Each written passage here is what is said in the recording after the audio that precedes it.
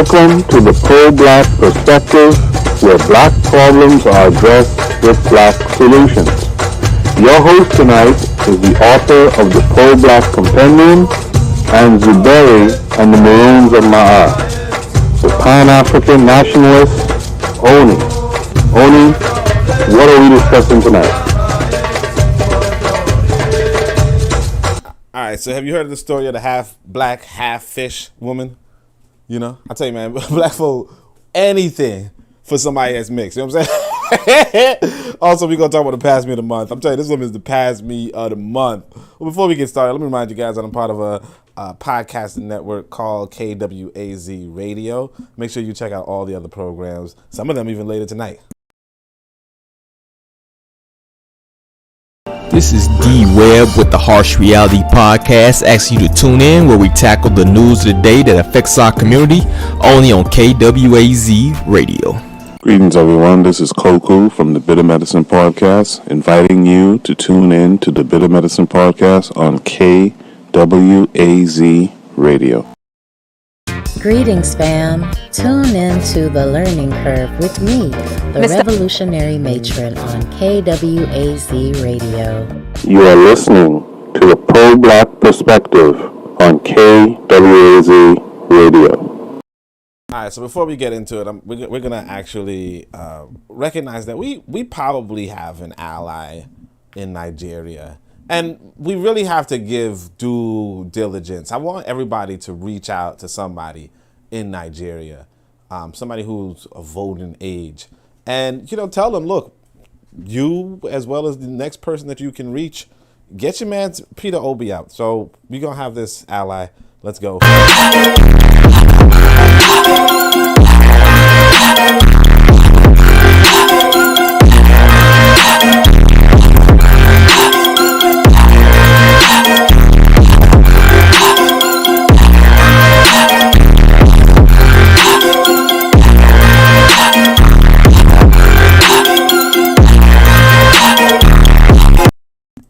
That lady is killing it every time. All right, so look, we're gonna play this for a little bit, but basically, this lady on CNN decides to interview this the presidential candidate Ptah Htp, and you know, we really, like I said, one time I was just minding my business. This white lady coming to my door talking about vote for this person, you know, black man, black socialist type, but she was just like vote for him, you know, because the other guy's, you know, corrupt and all that shit and whatever. And it was like, knowing that white folk are as active as they are, we have to match their activity. You know, one of the guiding principles that I follow is something Martin Delaney said. Martin Delaney said, whatever liberty is worth to the whites, it's worth to the blacks. And whatever it is that they're willing to pay for their liberty, we have to be willing to pay the same. You know what I mean? This white lady walking around promoting her candidate in you know, like in black neighborhoods, even among white folk, whatever, but she's promoting her candidate, and we have to do the same. So this is my candidate for Nigeria. Like I said, you know, you in South Africa, you go for Malema. You in Nigeria, you go for Ptah Htp. That's it. And we should have a candidate for every country. And you know, realistically, we should have a candidate that we are in contact with. I don't have that right now, but what I can tell you is, you know, this guy, at least from the first, you know, he said, look, security. What I'm saying is this. If nothing else, I should use we should use even the small platforms we have. You know, the large and the small platforms we have to promote the politics of Africa and her diaspora. That's all I can say. Obi, thank you so much for being with us. You are certainly the most popular presidential candidate in Nigeria right now among young people. There is just so much momentum behind you. But here's the problem. Nigerians are used to being disappointed by their leaders. And when you think about some of the problems that are facing the country right now, they're systemic. I'm talking about corruption. I'm talking about oil theft. I'm talking about insecurity. I'm talking about the fiscal hole that Nigeria is in right now. Can all of that really be solved by one person? Well, if you have a leader that is competent, have the capacity and commitment to start dealing with it, you're not going to solve it overnight. but there will be a clear, visible, measurable attempt to dealing with it. And they're things that are solvable. They're things that can be dealt with decisively. But you have to have a leader that, if you look at what he's been able to do in the past, you can say yes. If indeed you do become Nigeria's next president. All right. So anyway, but we're not gonna spend too much time on this. You guys, you should check it out. But make sure. But if nothing else, just contact the people that you know and be like, "Yo, do me a solid," or something. You know, you like, remember that time I saved you, and you know, you know what I'm saying. But all right, we go head to the BANs. There's a lot of BANs. Unfortunately, the freaking Little Mermaid came out. Not even the Little Mermaid came out. Freaking trailer came out, and so yeah, there's a lot to go through. So that's why we can't put too much time into the politics. But make sure you check out. Make sure you just get the guy elected. Period. I don't know if this is possible, but can I give her a hug, please? Please? Yes. It's time to kick ass and chew bubblegum. And I'm all out of gum. So we're going to start the BANs surprisingly in Jamaica. I'm going to tell this lady, please take the green, black, and yellow. Please take out the green, black, and yellow. This was the most outrageous thing online in the beginning of the week. I don't know how I'm getting consistent materials every damn week. You would think it would dwindle down. Oh, there's only 3 of these motherfuckers. No, consistently, I'm getting like I can't even squeeze this in. I'm trying to be like, yo, let me do this for 1 hour. It's going on 2-3 hours sometimes. I don't like that, you know, because I'm standing the entire time. I don't like that. But all right, this is Vanessa Phillips. She says, some of you have done more wickedness to people on a short life than slavery did for years go away.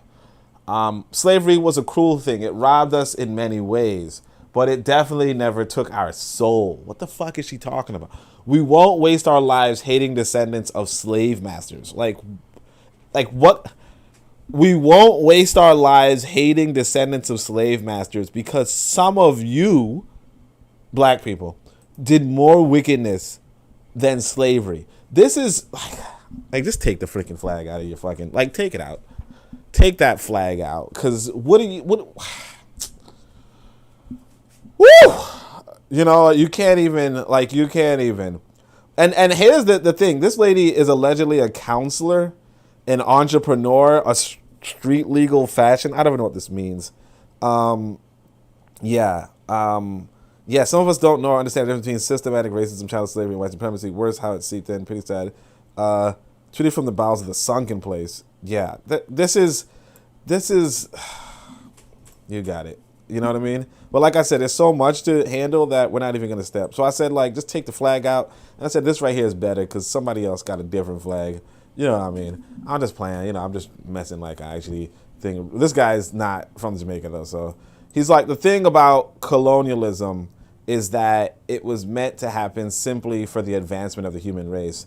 It might be cruel in its nature, but it was a much needed cruelty associated with the level of human thinking then. That's, yeah, you know, so it's fine because he's not from Jamaica, and I'm joking. No, but like, the thing about colonialism is that we meant happen, like, yeah, you get what I'm saying. But like, there's so much to handle that I can't even dwell on this. I could say, I think Lero had a tweet the other day. She was like, she don't like these type of people. And I remember this I saw this Asian boy make a joke about colonialization, where he says colonization or something like that, where he's like, you know, colonialism is about turning things, pushing the shit. You know, this guy is like our people just think that, I'm telling you, man, like the human suffering that our ancestors went through for their descendants to just be like, oh, well, you know, it's not as bad as, or it was a necessary evil. It's just like, you we're fortunate that we're not being tortured in the same way. You know what I mean? Like, you're talking about people, like being suspended by their arms and legs, in a parallel way, right? Like you're doing a plank or something, and then having a stone or a very heavy object placed on your back until you split open. You know what I mean? And this is for possibly not filling a quota, or in the case of Belgium or of the Congo, right, where they would cut off your hand or cut off your children's hands in front of you if you did not produce enough rubber from these trees or something. This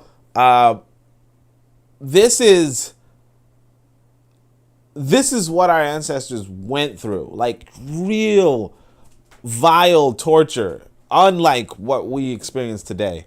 And us looking back and saying, it was a necessary evil, or it was a good thing, or, we're doing worse to ourselves, is a failure. Is a failure on our part. And not just on our part, honestly, but because, like, on the one hand, you're like, I don't want, like, it's a huge failure.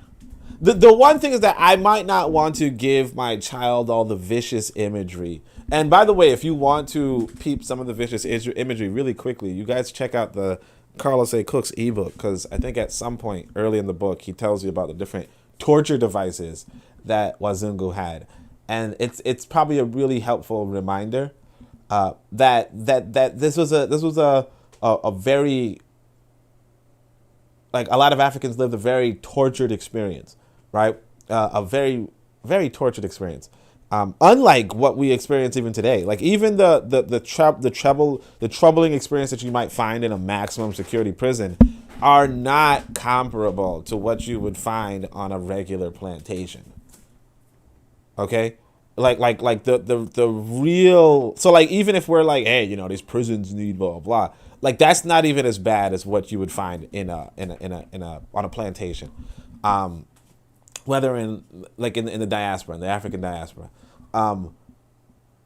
So yeah, it's just a big failure on the part of us as humans. Even, like, for instance, if you go onto the continent where they would build railroads, until they died, and like, these were, like, they were chained together to do the railroads together, and after they died, they would just push their body aside. They would unchain them and then push their body aside. So just imagine being worked to the point of exhaustion and death, and then your body is just pushed to the side. And this was how a lot of these railroads were built. And for somebody to say, hey, this is a necessary evil, when realistically it's not a necessary evil or it's not necessary to chain people until they die in order to build railroads. It's not even necessary. But this is what the treatment that we had, and this is the thing that, black people now are defending, which is, embarrassing. All right, so Kofi says, I saw that as well. I'm actually not even thinking that. So this one right here is not even that important. Yeah, it's not that important. I'm just going to just show it really quickly, just for shits and giggles. Basically, this lady goes after, I think, Cardi B, Nicki Minaj, I think.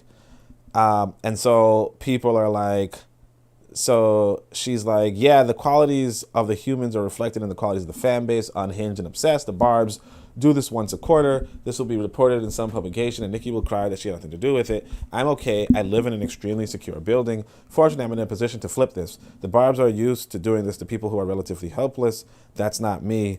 And this is the message that she's getting.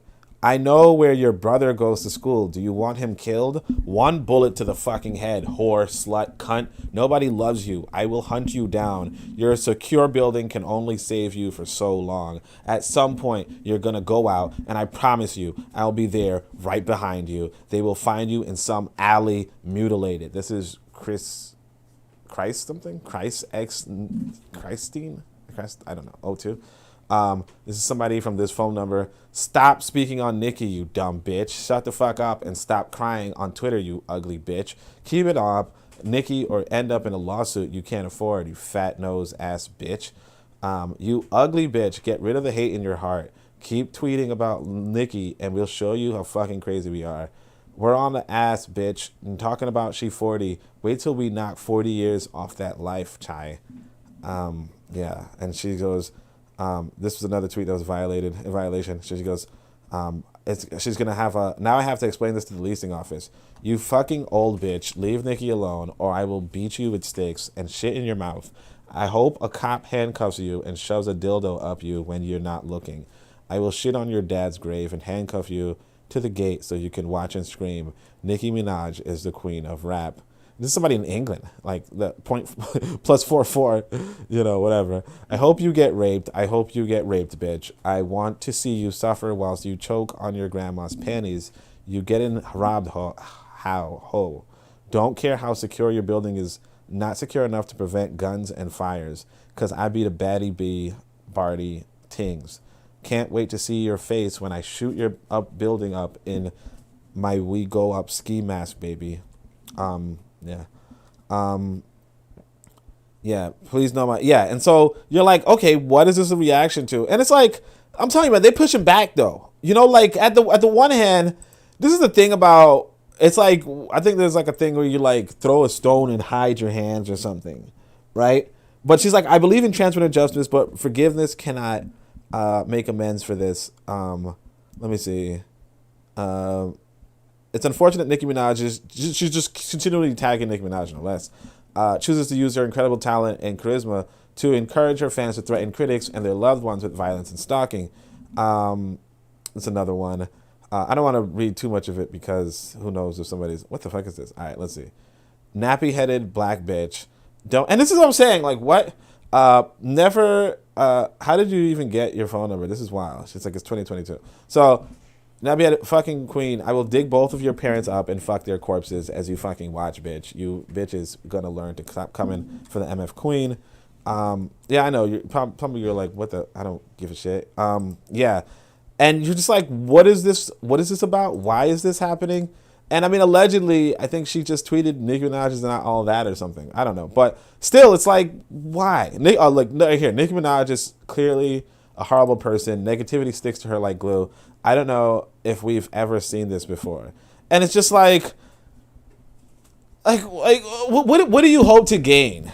You have these lunatics. What do you hope to gain in this celebrity gossip to the point where like people are going to threaten your life and I mean and then you're going to whine about it. But it's like, what do you hope to gain? If I go out to a rough neighborhood, I guess, and I'm like, hey man, all you motherfucking men here are pussies, and all that shit. Like, sure, maybe something good could come from it, right? But sometimes that's the thing about us as a people. It's like we do things without any clear intention of gain. You know what I mean? Like we do things or we say things without any clear intention of gain. And it's weird. It's like we want to be social or something, but we want to be social in such a way that we are harming other people or we're threatening other people. And then when people come back and threaten us, we're just like, whoa, I had freedom of speech or something. It's weird. But anyway, and that's a good transition into the reality that people died for less. Kofi says that Kimberly lady is anti-black man. Yeah, I wouldn't be surprised. But like people died for less. Like for instance, the kind of ring you have on, right? And this is why originally I was just gonna put this up because I thought how stupid our people are becoming. Look at this shit. M03, Von Dolph, Pop Smoke, P&B Rock all had this ring. All no longer here. Interesting. This is the dialogue that is passing for intelligence in the black community. These men all have this same ring. Okay, this ring. And now they're all dead. And so the idea, the connection is, well, maybe it's the ring. You know? like maybe there's something about this ring. And so at first, this is all I knew because I had no idea who these people were. Okay, I have no idea who these people are. Then somebody says, well, look at here. Tupac had the ring too. Yeah. So instead of being like, hey, dummy, right? Some people are like, hey, you know what? You might be onto something because Tupac also had the ring. So, just to clear it up for anybody. Oh, yeah, sorry. So some other fool is like, also interesting. Some artists who are no longer with us, PNB Rock, Young Dolph, King Von, XX Tenacion, were all signed to Empire Records. Whoa! Okay. Somebody else would be like, then PNB was signed with Atlantic, then went independent, but okay. But again, black people are going to, very superstitious, you know what I'm saying? All right. So anyway, so then somebody else points out, look, several artists have star rings though, and we're going to try to go quickly because this is a long thread that essentially unravels. Essentially I begin to pick up on who this individual is. Essentially PNB is, he was just killed, I think. But it's a complicated story. So every artist has that ring. It's just a dope ring. Sway, Migos, Kodak, Gotti, 2 Chainz, Uzi. Pay attention, bro. So is it that dope? I'd say the number of people with them speaks for itself. Me personally, I think it's fire. No way I'd buy what everyone else has already, though. So again, this guy he was killed. was died under, yeah. Let's just go on and, we're going to explore why he was killed, apparently. And by the way, if you check out later, I think like 8 o'clock today, 8 o'clock Eastern time, you're going to find Harsh Reality Podcast is actually going to go more in depth, but I'm going to use one of his tweets to explain some of this too. So he goes, you go to any jewelry shop, they have the ring there. It's not that deep. It's just a fly ring everyone gets when they get a bag, right? And that's what it is. But that's the thing about it. It's like, why would you be conspiratorial is the question. Why are you looking for weird connections? But anyway, so then another person says, these artists were signed to Empire Records. It's well known that these companies take out insurance policies on their artists. The company needs to be investigated. You see what I'm saying? Aaliyah, XX Tenacion, PNB Rock, okay? So again, this guy. So basically this guy goes into the hood. He goes into like, I guess a Roscoe's Chicken and Waffle.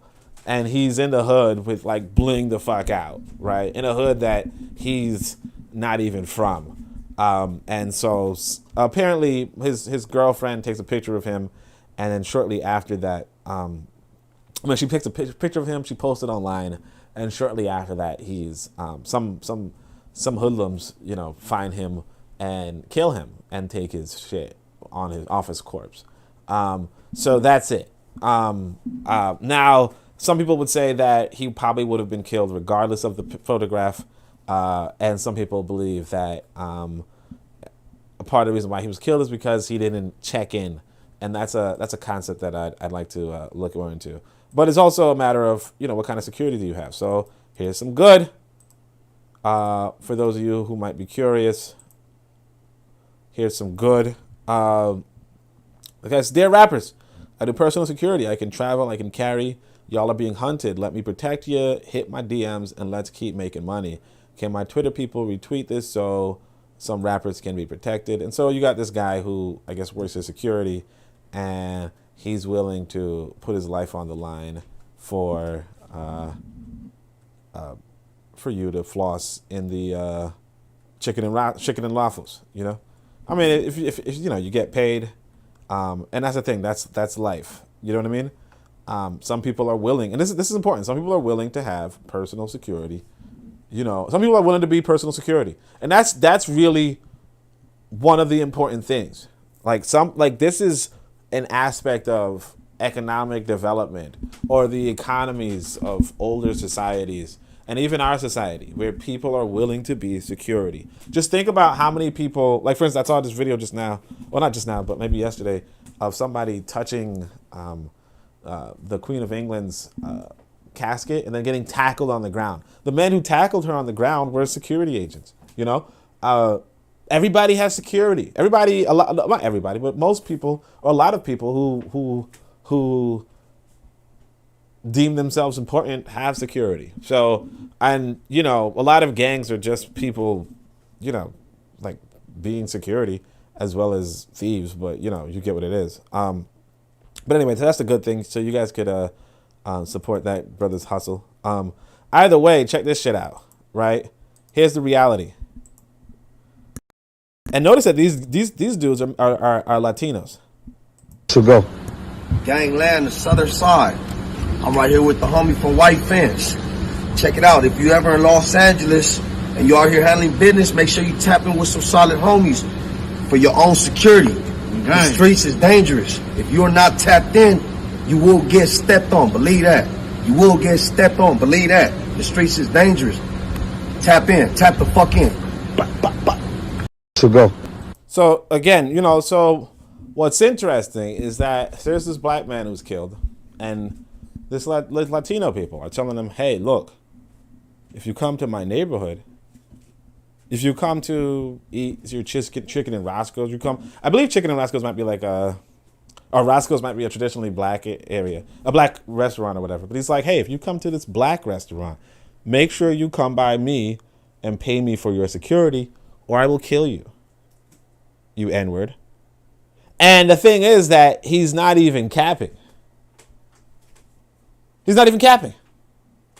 And so, you know, so I do want to say, you know, because I remember once upon a time, you know, back in the 90s, people were like, don't talk about the mafia or something. You know, don't talk about the mob or whatever. But the reality is that, and some people tell you, hey, in Chinatown or any other town, they have Yakuza and shit, you know, all that kind of stuff. I think that's Japanese. But anyway, but you get what I'm saying. They like have gangs who do, like whether they're Italian gangs or whether they're Chinese gangs or Japanese gangs, they do, particularly on businesses, say, hey, look, we'll protect you for a fee or we'll damage your shit. You know, I don't know if it's necessarily against individuals, you know, you can't walk through our neighborhood or we're going to damage, we're going to steal from you.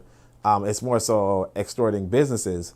But all the same, right? You know, the fact that it's not even your ethnic group who's telling you that your safety is in their hands is pretty much saying you are a subservient population. Okay? It's pretty much saying that you're less than. And if you notice, actually, if you pay attention to I don't know who this guy is, and he's being promoted by my mixtape, which is 625,000 followers, right? Let's see if anybody's absolutely nothing. Class and race oppress folks who own and control absolutely nothing.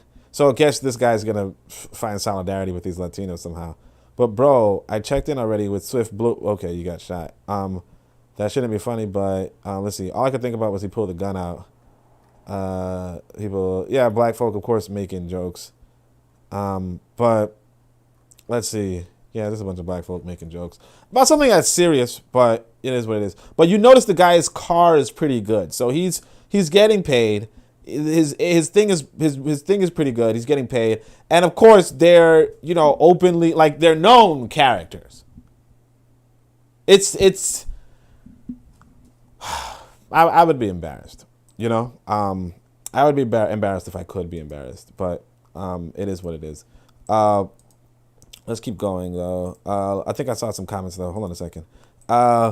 Sankara says sappin? Okay. Sappin. Don't know what that means. Sapnin. Sappin. All right, bet. I thought you were saying snapping at first, and I was like, oh, okay. But then I was like, oh, no. So what could it be? And then sapnin, you know? But Bakari says, sounds like if you don't tap in with them, they are going to step on you. That's probably why these rappers become gangbangers. They start off as gangbangers. Like, these rappers were the gangbangers, and they thought they were a little musical in their gangbanging lifestyle. You get together with a bunch of dudes, and then you get together with a bunch of dudes, and you sometimes rapping like you on television, and they say, yo, you could do that shit too. And then, you know, they use their money, or they find some connections to connect with some rich white boy who's like, yeah, you got talent, you know? And that's it. Now, do they have talent? I don't know, but, you know, it is what it is. This is D-Web, Harsh Reality Podcast. He's later. By the way, Brother Bakari there, he's going to be 3 o'clock. He's going to support he's going to show you some black businesses to support and some non-black businesses to not support. So make sure you guys tune in. But anyway, so D-Web says, how do you expect an area to economically improve if nobody with money wants to go or frequent businesses in that area because they don't want to be targeted for not checking in? I remember debating, fam, about the negatives of gentrification. Now I might call them and apologize. So, yeah, like, what do you know, this whole, and again, like, I don't really know how other ethnic groups operate. I don't know how other gangs operate, you know. I don't think that white people flossing in white areas need to check in with the local gang. I could see that the local gang or the business owners might need to check in with the gang. Well, not necessarily check in, but I can understand if there's like some sort of connection between business owners and gangs, because especially in the 90s, that was a thing, more popular. But yeah, like this whole, hey, you're just eating chicken and waffles, you know, you whatever. But I mean, I can't say anything anyway, because that's the reality of our situation. If you decide to go to some area with a lot of jewelry, they will probably try to steal it from you. You know what I mean? So this guy says, harassing rappers' girlfriends because they post locations is weirdo shit. Get off the internet, please. Now, look, I'm not even going to agree with this, realistically. I'm going to say that, because my thing is this. When I went to Africa, I showed you guys the pictures after I came back. You know what I mean? Because I understand that people can use photographs to find out where you are. So if I do take a picture, I don't post it right away. That's just stupid. You know, if I'm going to post a picture, I'm going to say, hey, you know what? I was here. I will tell you that I was here on Thursday if I was there on Tuesday. You know what I'm saying? Like, you can pretty much bet that I just wasn't there on Thursday. Or was I? You know what I'm saying? But, like, pretty much, it's going to be a Friday. I'm going to tell you guys, oh, I was here on Thursday and I was there on Tuesday. You know what I'm saying? And, or will I? You know what I'm saying? My point is that you're not supposed to let people know where you are. First off, you're not supposed to let people know where you are before you're there. Second of all, because that just means they can set up a trap. I told y'all this already. Second of all, you're not supposed to let people know where you are when you're there. And third of all, like, the only time you're supposed to let people know where you are is if you're waiting for them. You know what I'm saying? Like, pretty much if you, not just like, oh, you know, girl, I'm here at the stop line. You know what I'm saying? Not just that, but like, for real, like, you have to be prepared to hit them first. If it comes to, because like I said, like, you know, my whole thing, if y'all read my book of Power, I talk about this Boko Waset Nakira. Boko is going to be a location. So people going to know where I'm at, where I need to be, when I need to be there. You know, it's like if I'm in a university, if I'm teaching a class, you're going to know I'm teaching a class, but, you know, ancestors willing, I'm going to have me the security team for it. You know what I'm saying? Maybe not the security team for every damn thing anybody could throw at me, because that's not, nobody has that. Nobody has that. Nobody has that. Nobody has a security team for every damn thing anybody could throw at them. But hopefully the security team's sufficient especially for the knuckleheads. You know what I mean? Especially for the knuckleheads. But, you know, we'll just continue on that. So let's see what this is. Oh yeah. So this is another reason, especially when you're in America. So I decided, look, you know, somebody put this on the Discord. Make sure you guys join the Discord. Yeah, I don't know if you see the link below or whatever, but go click the Discord, join it. A lot of people are giving a lot of good information. This is one of the brothers. He sent this. Just revealed software that can take an Instagram photo and use AI to search open cameras in a location to see if they can find the video of you taking the photo on that day. So the guy who created Die With Me, which is that chat app you can only use when you have less than 5% battery, just unveiled this software where you give it like the Instagram photo on the left, and on the right you see this AI searching through a bunch of open cameras all around the world to see if they can find the people in the photo with the proper location and give you the video of the photo actually being taken. Personally, I think this is brilliant. It's supposed to have been so hard to put together. The effect is fantastic, and it's a great way to remind people that you are constantly being watched, and so much more of your information is out there than you think. Also, it's way easier to find your location at all times than you think. Check out his Twitter. He's got a YouTube video on it if you want to learn more about it. He also has a way to support his page. But yeah, I think this is dope and terrifying. Yeah. All right. So So yeah, this lady, I know I called her a lady, whatever. All right. Some of y'all like, what? This ain't no lady. I don't know. Anyway, my point is, what the guy says, like the reality is that, because I remember there was this video, these Africans, these dudes in Africa doing some terrible shit, you know, like shooting women in the back while they had their children, right? And so, but they're videotaping it, and then CNN Africa or something like that uses the videotape to say, oh, here's the location, here's this person's rank, here's here's who this person is. And like just based off of the video, because they found out like based off of his outfit that he was like part of like I don't know, Cameroonian government or some shit, you know? He was a Cameroonian army official, right? And then they said, oh, well, that many stars on it means he's at this rank, and then this building right here, because it looks like it just burned down, that might be, you know, they use Google Maps and shit to, you know, whatever. Point is that, and they use the horizon, the mountains in the background. They said, oh, that's the angle for this mountain, all that kind of stuff. And this is the distance from this mountain, you know, all sorts of, you know, topology, geography, you know, geology, all that type of shit. That's why I don't fucking take, like if y'all see the video I got, it's like, so, like the background is very nondescript. You know what I mean? Like when I take videos and I got the background in the picture, it's very nondescript. Although I could say this, show the picture to my son and he tells you where I'm at. He tells you where I'm at, where I was. So I mean, obviously, you know, my son's, you know, I don't want to say snitch. I don't want y'all to, you know, whatever. But like, that's what it is. Like, people can use Google Maps to figure out shit just based off of the color of the buildings and the buildings that they're next to. Because you might say, oh, like for instance, you see a green building next to a blue building, next to a red building, right? How many times is that permutation going to occur on this planet, right? And you already narrow it down to, well, if only was in Brooklyn, right? Then we just need to see how many times that permutation happens in Brooklyn. You understand? Now, of course, I could be like, well, actually, I was in Lagos. You know what I'm saying? Then you might have to check out Lagos and not find it and be stuck. But the point being that if somebody can peep your background, they could tell where you are based off of the permutations alone. And so, you know, as much as people might say, hey, you know, I can't blame that little girl for showing this thing. Like, I wouldn't do that regardless. You know, I wouldn't do that regardless. Let me see what the comments are like. My fault. Sounds like if you don't. Oh yeah. So, Brother Bakari says, I'm talking about people like Baby, who was like 35 when he joined. Was he? That's stupid. He's just dumb. So he's rich and he's joined. Like, that's just stupid. Brother Bakari says, Rick Ross stopped claiming GD after they threatened him for not paying them. I don't know what GD is.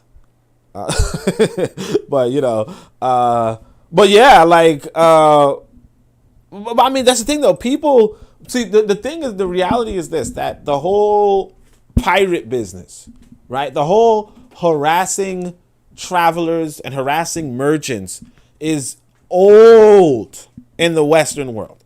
It might even be like old in human civilization, period. Like I said, one of my favorite quotes was this brother. One of my favorite tweets was this brother Osama Tep. Osama Tep said, he said that all kingdoms were formed around trade routes.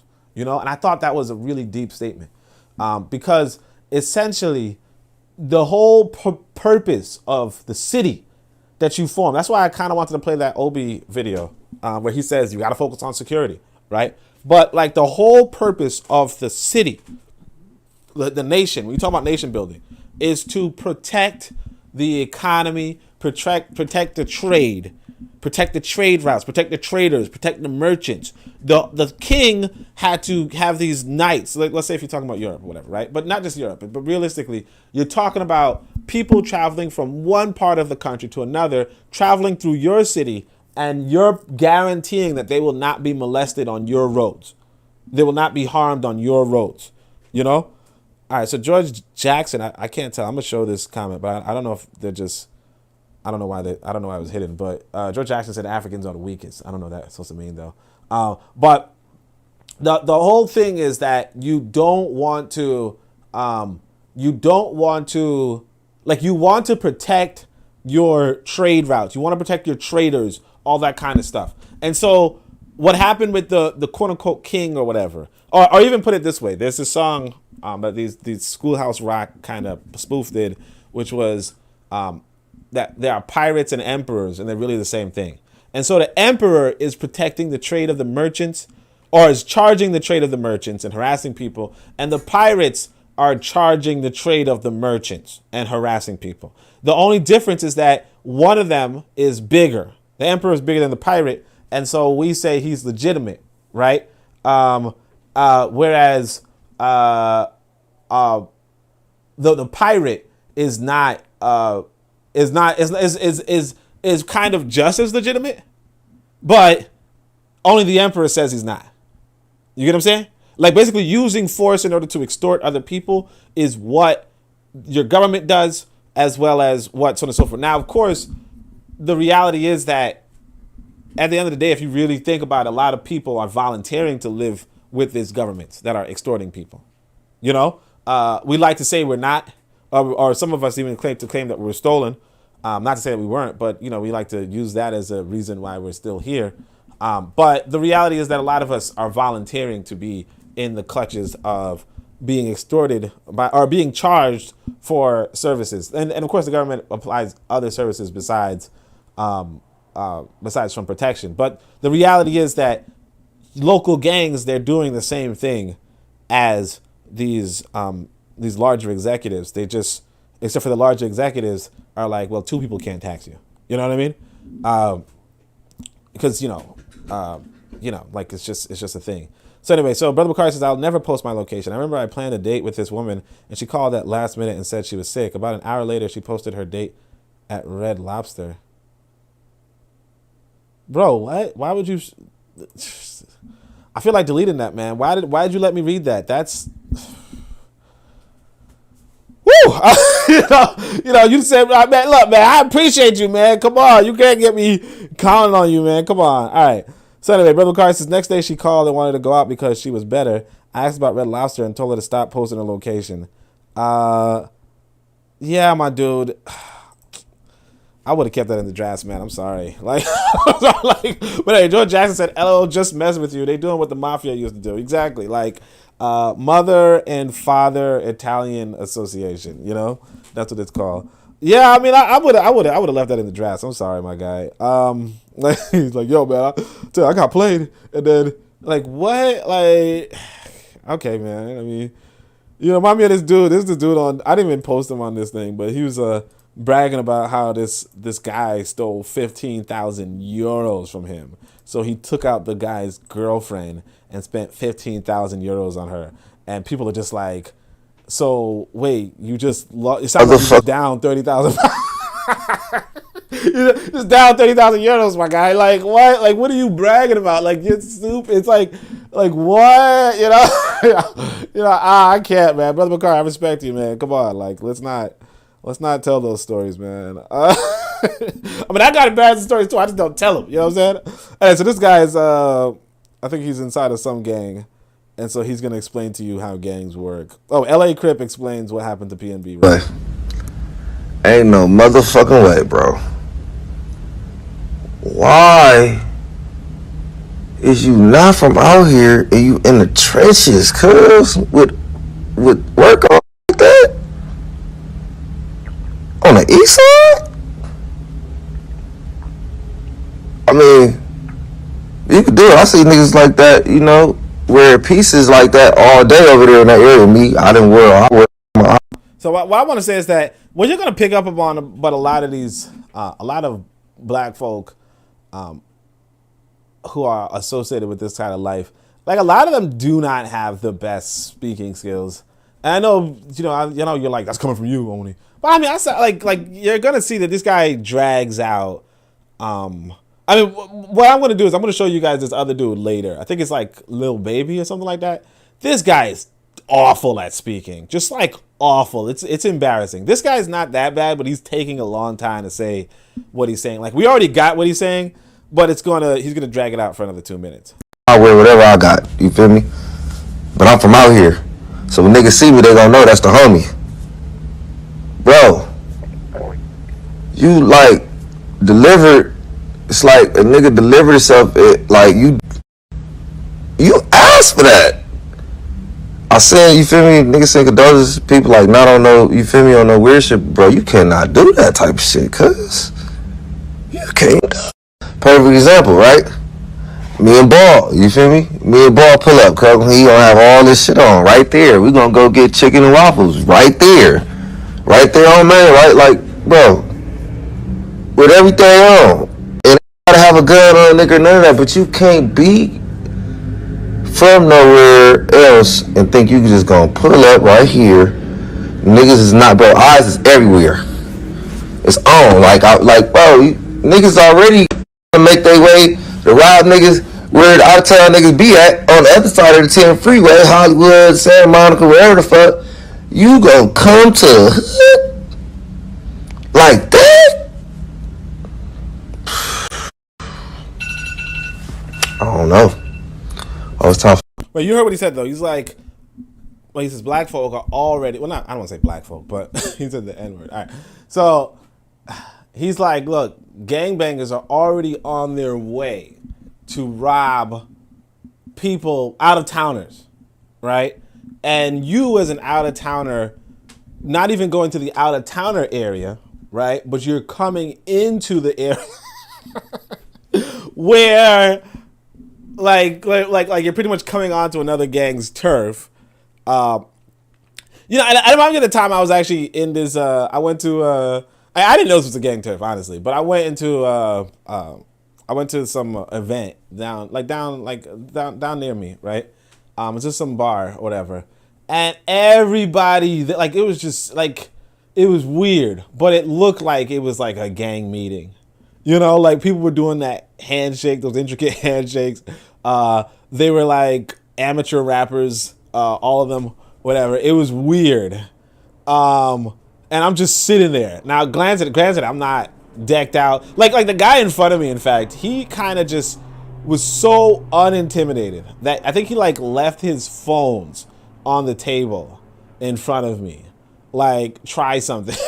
You know, like it was like I like sometimes you're just in the wrong turf. Now, I kind of knew it was dangerous, but I spent $20 to get in, so I was like, fuck it, I'm gonna stay.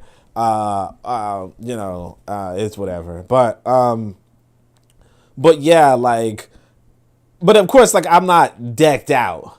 You know, my look is, you know, yeah. For me to make my salah. Hold on. Yeah. I got some more shit to say. Oh my mama, nigga. The bitch is stupid, but it really ain't her fault, but she dumb as a motherfucker. Cause it was gonna happen regardless. It was gonna happen regardless probably if the bitch posted or not, because somebody gonna see something and be like, hey, what's the bro? Out of town niggas don't look ain't like nothing like LA niggas. When you see a nigga, you gonna know that he not from around here. Man, this nigga was looking like chicken on a rotisserie, a pig on a rotisserie to a pack of lions. Yeah, all right. So, no, I mean, I agree with the guy's sentiment. If I remind you this too, that happened was one time. So there's this book, I think it's called like How to Make a Revolutionary Army or something like that. It's not necessarily the same as what you would think it is, right? But basically, some brother from the some movement, FTP movement, right? The FTP party, which is sometimes you could say it's FTP just means FTP. Sometimes it can mean fuck the police. Sometimes it can mean something else, right? But basically, this dude is like, you know, if you want to organize, like this is like a handbook to learn how to organize. I don't think it was the best, but I lent it to I lent it to some dude, like a friend of mine, right? And he comes back, and I was like, you know, there's an interesting passage. No, basically, he comes back, and he, you know, we usually have meetings, and he says, hey, I want you to introduce you to somebody, right? And so we're talking, right? Me and this guy are talking, And this dude like is like the guy he introduced me to is like a trumpet kind of, you know. This is before Trump was elected. He's like, he thinks Trump's gonna win. I'm like, no chance, mother. Trump's a fucking idiot. He's like, Trump's not an idiot. I know him, blah blah. I'm like, yeah, man, blah blah. And I'm talking to him, and I'm kind of talking down to this guy, you know, low key, but not too high key. You know, I'm not disrespectful, but I'm like, you know, look, I know my shit, you know. And he's like, he knows his shit too, and I'm like, yeah, well, you got a lot more to learn, type shit, right? I asked this guy. I just got, what is he, like the guy I'm talking to, you know, my friend's friend. I'm like, so what do you do around here, right? And we in the middle of the hood, right? And he's like, oh, I run a fraternity. Like I run a fraternity for men. I'm like, oh, that's cool. That's deep. I didn't even know there was a college around here, right? He's like, yeah, you know, it's around. And I'm like, okay. And then after the guy leaves, right? And while we're talking, I keep seeing this little boy circling the block, right? And looking on, and he's, you know, greeting the guy. And, you know, basically he seems to be well known in the community, right? Come to find out, you know who this motherfucker was who I was talking to? The guy, my friend introduces me without even letting me know that I'm talking to the local gang leader. Like the motherfucker who is, like the motherfucker you're supposed to check in with. And so basically in the book, you know, How to Build a Revolutionary Army, right? I was like, the guy says that if you go into a neighborhood, right, if you want to organize a neighborhood, you should, you know, try to have an audience with the local politician, as well as the local gang leader and all that type of shit. And it's like, I was kind of like, first off, that thing could have went south, you know. I say south I should say that thing could have went north, you know what I mean? I want to say north like a bad way, right? You know, I don't want to say global south, you know, south of power, right? But what I'm saying is, that thing could have went north, you know what I'm saying? Because, you know, the way I was talking like, you know how I talk, you know what I'm saying? And you know, when you get into a little disputation, you know, you get a little dispute, and all that kind of stuff, you gonna get a little bit, you know, fired up. So I'm there talking to this gang leader, right? And not just that, like, in retrospect, I'm realizing that he had lookouts all around ready to pounce. Because they just kept saying, why is this guy talking to this out-of-towner? Why is he talking to this foreigner, right? And, oh, it's, you know, I'll be here in case. Like, basically, he had security to come because he was invited by my dude, right?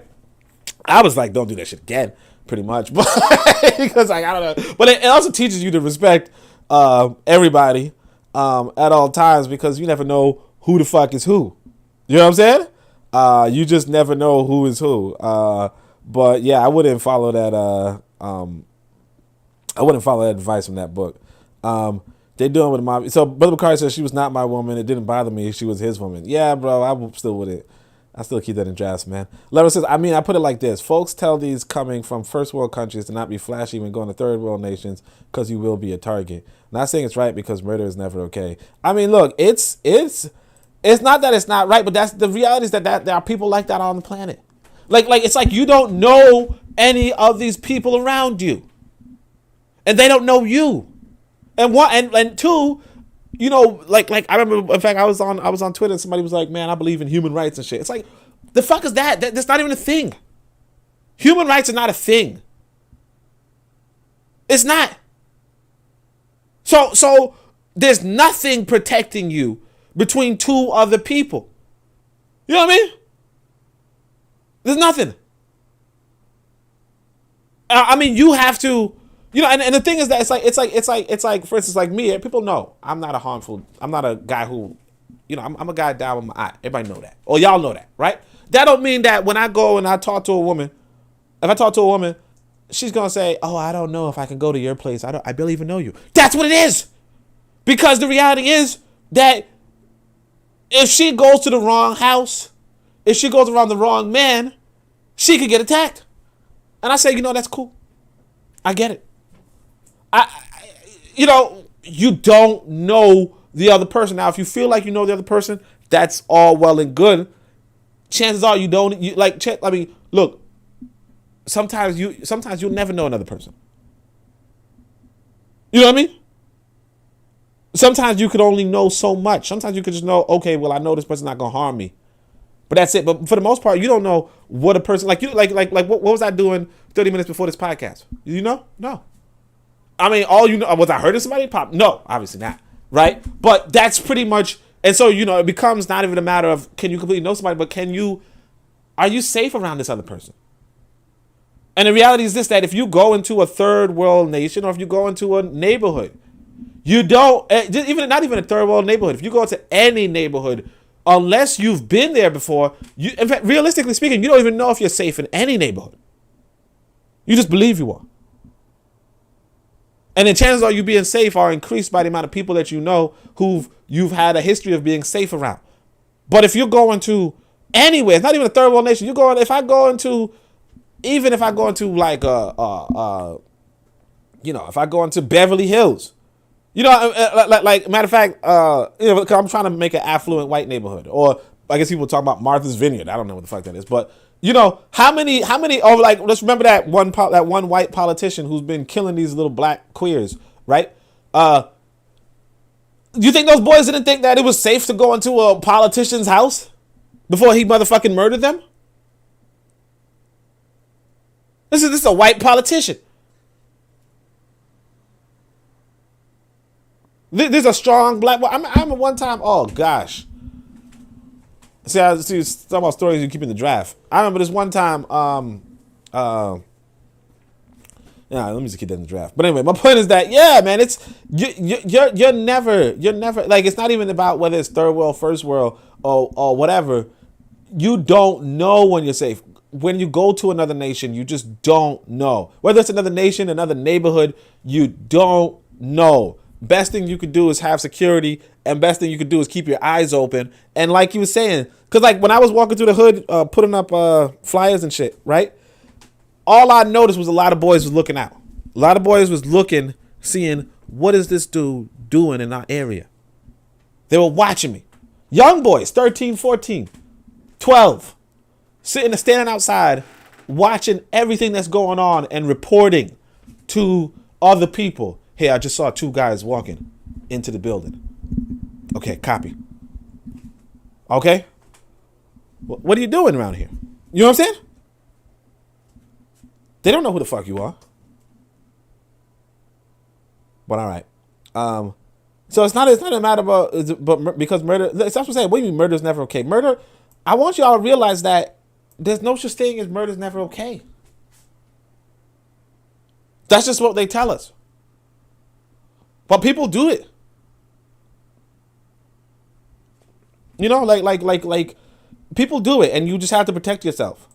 But why do you feel the need to be so flashy all the time, especially when you know everybody don't got what you got, and those fools is crash dummies out here? Yeah.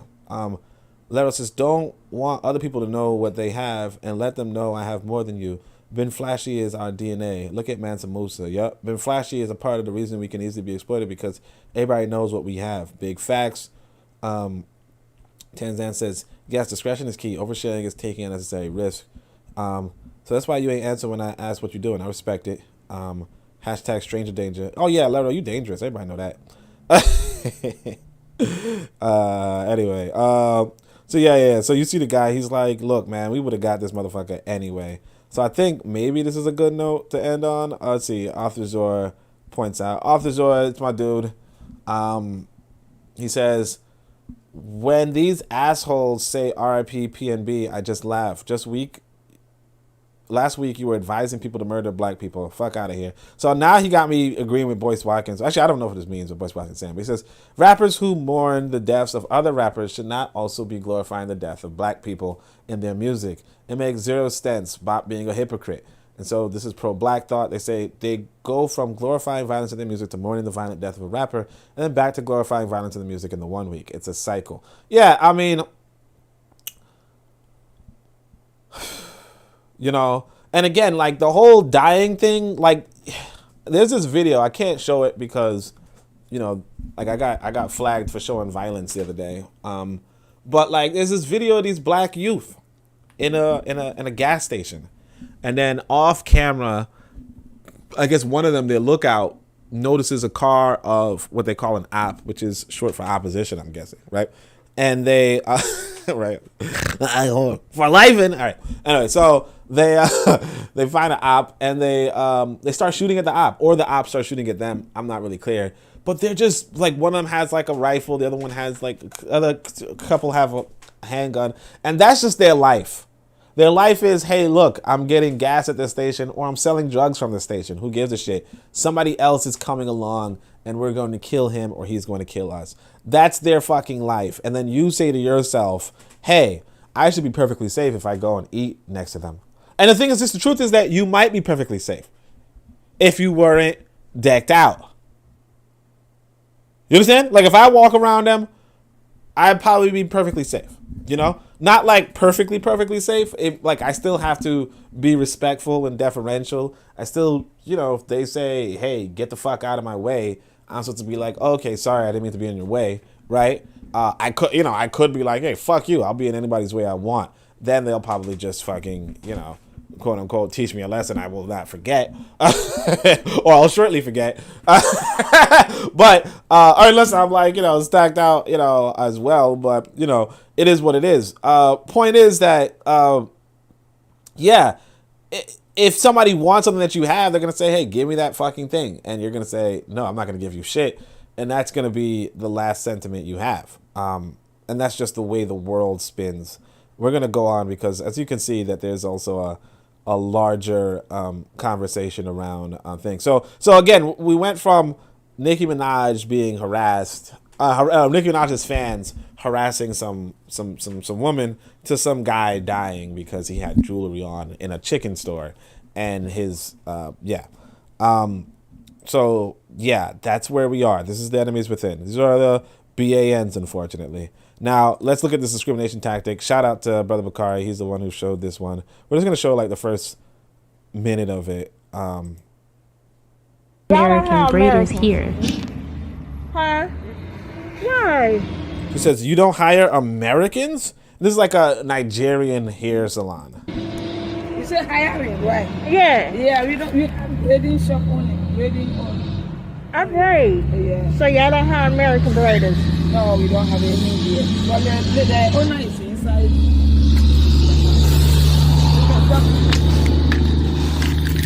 Man, who's the owner? Huh? Do you all hire American breeders in here? She said you don't hire American breeders. Is that true? Yes. No. You don't? Okay. That's discrimination, you know that.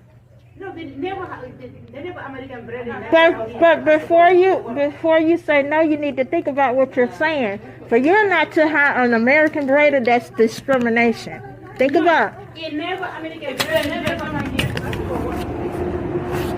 You know what I realized? Irony here is this. If I'm from Africa and you told me about American braiders, I'd probably think you meant white American. You know what I mean? So basically, what from their perspective, it might be that this lady is saying, do you have white hair braiders? And they're like, no, we don't have white hair braiders. And she's like, oh, can I speak to your manager? And then, like, you know, bullshit, I know you guys have white hair braiders. And she's like, no, check with the manager. So she goes to the manager and says, hey, do you guys have white hair braiders? And the lady's like, no, we don't have white hair braiders. You know, thinking, hey, you're a sister, I'm a sister, we don't hire white people, like, good. And then the black woman, the black American woman says, oh, well, that's discrimination if you're not hiring white women. And they're like, what? You know, like, what? I think that's what, retrospect, I think that's what happened. But, you know, obviously from the black American woman's perspective, she was saying, do you guys hire black Americans? But she didn't say black Americans. So it's just, but like, again, like harassing. So basically what it seems like is that, I just put this in for Brother Bakari. But yeah, I'm just gonna, Kofi says, it's just music. I don't take it that deep. What music? You talking about the rappers getting killed, or you talking about Nicki Minaj? Lerdo says it's like not withdrawing hella money from the ATM. It's cool to have. Just be smooth. Yeah, I mean, like, but here's a reality too. Like, I remember I was in the line one time. No, I went to the ATM machine, and this white boy was like, "Hey, you know what? I'm trying to withdraw $800 from this bank, but I'm trying to withdraw $3,000, but this thing is only $800 at a time. Do you know when the time limit's off?" And I'm like, "The fuck? Like, why are you asking me this shit? Do I not look like a fucking threat?" Anyway, like, do I look like a fucking, and I'm like, "Look, I don't go to the fucking ATM to withdraw $3,000 fucking dollars, man. I don't have it like that. Like, I don't do that. At least not that time. I didn't have it like that. Anyway, but yeah, the discrimination tactic. So, and that's the thing though. Like, this works for Black Americans to an extent. But I'm going to go back to what Barbara Sizemore said, which was that you can't go to family-owned businesses and complain that they're not hiring you. You're not a part of the family. But I will say that Black Americans have somehow like gotten behind the counter in Chinese restaurants and in Arab grocery, Arab corner stores and all that kind of stuff. So they're doing what, like, they're doing it. I don't think that they should do it against other African groups, but they're doing it. And yeah. No, I know she's FBA. I just think that the like Nigerians in question, like what American means, generally speaking, like if you're just saying American, you pretty much mean a white person. Like you pretty much mean a European American. Like if you want to say African American, you would say African American. Like just the fact that she said American without the hyphen, it's not really clear that you're talking about an African American. Like I don't actually know of anybody who considers African Americans Americans. You know what I mean? Like just like it's really like it's not saying that they don't. I mean, I shouldn't say that, but it's just like generally I wouldn't expect somebody to think that you meant Black American, so I think she just probably like overstepped over there. You know what I mean? Because like even if you think about it, like both of the movements, whether it's ADOS or FBA, neither of them are just American. You know what I mean? Like it's not. Oh well, I'm American. It's like I'm a foundational Black American, or I'm American. I'm an American descendant of slavery. You know what I mean? Like so it's really unclear if you just walked up to a Black person and said, "Hey, do you hire Americans?" That you meant Black Americans. I mean, it could be, but like just based off of how they were talking, it seemed like they were thinking she was asking about white Americans. Because like, why would you ask otherwise? Y'all, color complex. So I'm going to talk about this color complex. I don't agree with this video at all. I know some people in America, speaking of America, may agree with this. I don't agree with this at all. And like, I'll tell you guys this. I didn't raise my son to have this color complex that black. What the hell you gain? Black people in America have this weird color complex. So you're going to look at a bunch of kids who are going to be like in awe of Little Mermaid being Black. And it's like, my son does not have this reaction at all. That's one good thing about homeschooling. Oh, one of the good things. Out of making Little Mermaid Black. I think she's brown. Oh, the sea. That is it. I wish I could. She's a Black girl. She's Black. She's Black. Yes. She's Black. Mama, she's Black. What? She's like me. If you watch that video and you still don't get it, then you're a white supremacist piece of shit. You ain't shit and ain't never gonna be shit. Said what the fuck I said. Okay, so he got a little spice in him. But yeah, what I mean about the color complex, I just went and got some water. What I mean about the color complex is like again, like why would you? I know some people like that. They're like, oh yes, you get to see yourself, and it's like, I don't. Like, cause my thing is like, why would you as a child? Like, why was you especially in this day and age, why would you as a child be so excited over a Black Like it doesn't even make any sense. Because like it's one thing if you knew that the Little Mermaid was white before, and then now she's black, then you'd be like, oh, there's a difference. I'm surprised, you know? But it's just like straight up, this is the only mermaid that you've ever fucking seen in your life. You know, like it should be the only mermaid you've ever seen in your life. So what is so surprising? I mean, it might be that maybe these kids already saw the Little Mermaid, like the animated version, the white girl, and then they're like, oh, now it's a black woman, and that's why they're surprised. But it's like, yeah, the color complex is just too damn much. Cause see, my son, I'm telling you, like he would, like it's just like, oh, okay, you know, it's like you watch, you know, Thor, and you're just like, okay, that's Thor, and then you watch Black Panther, and you're like, okay, that's Black Panther. And then you watch, you know, I don't know, Dungeons and Dragons, and then it's like, oh, okay, those are the Dungeons and Dragons, whatever, right? Like you don't, oh, that's me, oh, it's me, I'm up there too. Oh gosh, why am I there? I'm so good. Like it's weird. Like the color complex, it just gets weirder in America. It gets weirder because you would think, oh, only black folk are this weird about it. But like I said, I think that black America and white America are in this like love-hate relationship. It's just really weird from the outside. Winter says, a black actor playing the Little Mermaid really is a case of white erasure. All forms of art, including fairy tales, are meant to be reflections of the author's experiences and observations. Hans Christian Andersen probably based the Little Mermaid based on experiences he went through in his home country of Denmark, so it makes sense that most of his characters would be white, since that's the world and the people. Long story short, the guy says, from a scientific perspective, it doesn't make a lot of sense to have someone with darker skin who lives deep in the ocean. Now, again, there's like, so basically, like you would think, oh, only black folk are being this silly, or only like the black feminists or whatever are being this silly. There are these white guys too who are just being like, because there's no real scientific perspective. Well, and basically he does eventually say the person should be translucent, and then they also say maybe pale or translucent. No, they should not be pale. They probably would be translucent or blue or something. Because, like, he uses an example of, like, some fishes on the deep sea look like exoskeletons. You know, they just completely transparent. And then maybe blue to blend in with the, like, they wouldn't look like white people. So, like, there was never any science to this.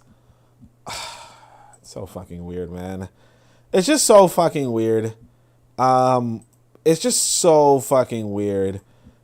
Because, like, a part of you is like, oh, maybe it's just silly black folk doing silly. And it's like, no, it's like this weird love-hate relationship between black folk and white folk in America.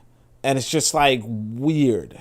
Like, it's just weird. Like, I'll consider myself an outsider at this point, you know? So then you got this dude, who's Brotep, the inward nerd, who's like, some things, once you notice them, you can't unnotice them.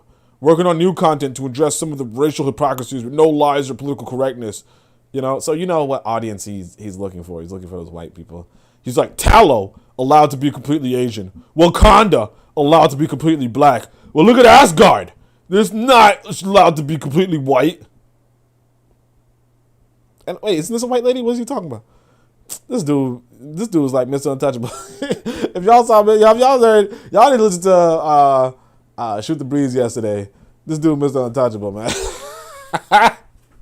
Talk about one of Bob Marley has like a couple of wives, and like one of them was like a whole white woman. He's like, that's not a white woman. He was looking at her like, what? Anyway, let me see. Lero says, yeah, you a fool calling yourself American. Yeah, that was like, you're kidding, whatever. Brother Bakari says, every white person in the world is American. Look at the history of how this country was reaching out to every European country so their peasants could come here and create a life. You know what I'm saying? Kobe says, I didn't know black folks watched The Little Mermaid. Yeah, I mean, like, I can't remember a song from Little Mermaid. And I want to say this, too. I just remember, too. So somebody pointed out that the crab was Jamaican. I didn't even, like, when I was a kid, I wasn't, crab is Jamaican! It's Jamaican! It's just like me! You know, maybe I might have been like, the crab is black. I don't know. Possibly, like, when I was a kid. But again, who fucking cares? Like, who fucking cares? I mean, I'll give it to Haley. She's pretty. She's not as pretty as her sister. I ain't gonna hold you guys. Chloe's pretty. But anyway, but you know, she we're gonna talk about Chloe later. Chloe's a fucking, oh my gosh, you're gonna see. But anyway, but yeah, like she's pretty, she could sing. I don't really care. Like, I'm not hype. You know, like, I'm not, like, I don't even give a shit. And the thing is, this is like, what's embarrassing about this is that people knew about this quote unquote Black Little Mermaid or this lady playing this role for 3 fucking years. That's the kicker. And I mean, it's gonna get a little deeper. I mean, I don't want to spoil it, but like, basically, there's not even a fucking movie out. People are getting hype over the trailer. It's not even a fucking movie. It's weird. It's weird. Lero says, laugh my ass off. Hey, listen, I'll hurt folks' feelings over this, Ariel. They've been arguing with white folk trying to prove mermaids can be black. This grown folk, though. Yeah. White man made the movie. The white man hired the girl. Watch it or don't. Like, damn, right? Mermaids are scientific now. Everybody knows that mermaids are so... Tanzan, go from place. Anyway, Kofi says, seems like a black conservative. Yeah, Tanzan says, first world problems. Yeah. Ocean, the ocean, the goddess of water. Let's teach our kids about her. Take pride, and she's like, take pride in Jamaican crowd representation. Yeah, I mean, like, I'll admit I'm a dude, so I wasn't really watching The Little Mermaid, and I could appreciate that clip only showed girls being hype about it. So maybe if I were a girl, I might be a little bit. But again, like, I think I saw the crap. Like, I don't remember The Little Mermaid. I ain't gonna hold you. Like, it might be. Like, me personally, like, I liked, you know, all right, I'm not to big up Disney, but I think I liked fucking Lion King and shit. You know what I'm saying? Like I wasn't even, oh my gosh, you know, like the motherfuckers with lions. You know what I'm saying? And I mean, I ain't even mind Pocahontas. Oh, so this is this fuckers. Look at this fucker. People mad? So she's not even bad looking. So this is like, to all the white people mad that Ariel is black, they got white mermaids at Lake Lanier. Go check them out. Don't know what that means, but okay. I'm gonna just leave this here. I don't know how else to say this without making the white people mad, because TikTok has taken this video down 3 times. But I'm just gonna get right to the chase. The reason why people are so angry that Halle Bailey is playing the live-action Ariel is because they're just now realizing that the stories that have them in it can be replaced by us, and the story will still stay the same. Y'all could not play the role. So look, so I want y'all to remember too about this quote unquote, they say FBA, ADOS are pushing this great replacement theory, you know, where they're saying, hey, immigrants are replacing us. How dare this black person play, how dare this Nigerian person play Harriet Tubman? How dare this Nigerian person play, how dare this British person play, Martin Luther King Jr.? How dare the blah, blah, whatever. Basically, you can be replaced, right? Like, we're being replaced by these other people. And then look what this lady's gonna say. Of Tiana, because the story would not be the same. Y'all could not play the role of Pocahontas because the story would be completely different. Y'all could not play the role of Mulan because the story would not make any sense. But we can play the story of Cinderella, Belle, and now Ariel, and the story still makes sense. And this is because culturally, y'all have nothing to offer. You don't present anything on the table, and culturally, your does not move the story along in any type of way, and that's what makes y'all angry. That's what makes y'all mad, and that's why y'all got my video taken down 3 times. And I need y'all to remember that she auditioned for that role. Like, Disney asked her to audition, and they thought she was best fit for that role. And I think that's really what's got y'all shook right now, because you're now realizing that your is not a guaranteed anymore. It's not enough anymore. You actually have to be talented. You actually have to work hard for certain things now, because the playing field is being leveled. Yeah, so, you know, and again, like, if we talk about movies, like, at least women movies, like Mulan was, I mean, all right, let me not be on a Disney shit. I don't want to be riding Disney, but, like, Mulan, Pocahontas, like, I at least remember songs from those shows. I don't know, Little Mermaid was kind of like, who gives a shit? Not gonna hold you guys, but yeah, Little Mermaid and Mulan were definitely, but like, you can't play, but like, Little Mermaid, no, I think Mulan had like, I think Tanzania was pointing out that a lot of these people had like best black friends, you know, like Shrek had a donkey who was played by a black person. Wait, was it Eddie Murphy? Because I mean, he also played the dragon in, well, Eddie Murphy played the dragon in Mulan. Random black person out of nowhere, and then of course the random black person in the random crab in Little Mermaid. Although I don't even know if he was played by a black actor or a Jamaican actor, because I don't even know. Like, I legit never fucking watched the show. But yeah, that's this is the people. This is the people. You guys can be replaced. Your skin is level. Fucking Americans, man. Like they think they're Americans. I'm not gonna hold you. Let's see what the comments are. Take pride in Jamaican crab representation. Yeah, okay. They have been watching white movies all their life. Must be a big deal to be black now. Yeah, it's weird. I'm not even gonna hold you. Oh yeah, so this lady's gonna say, nah, they were reading OMG. They so many Afro-Latino woman Marion.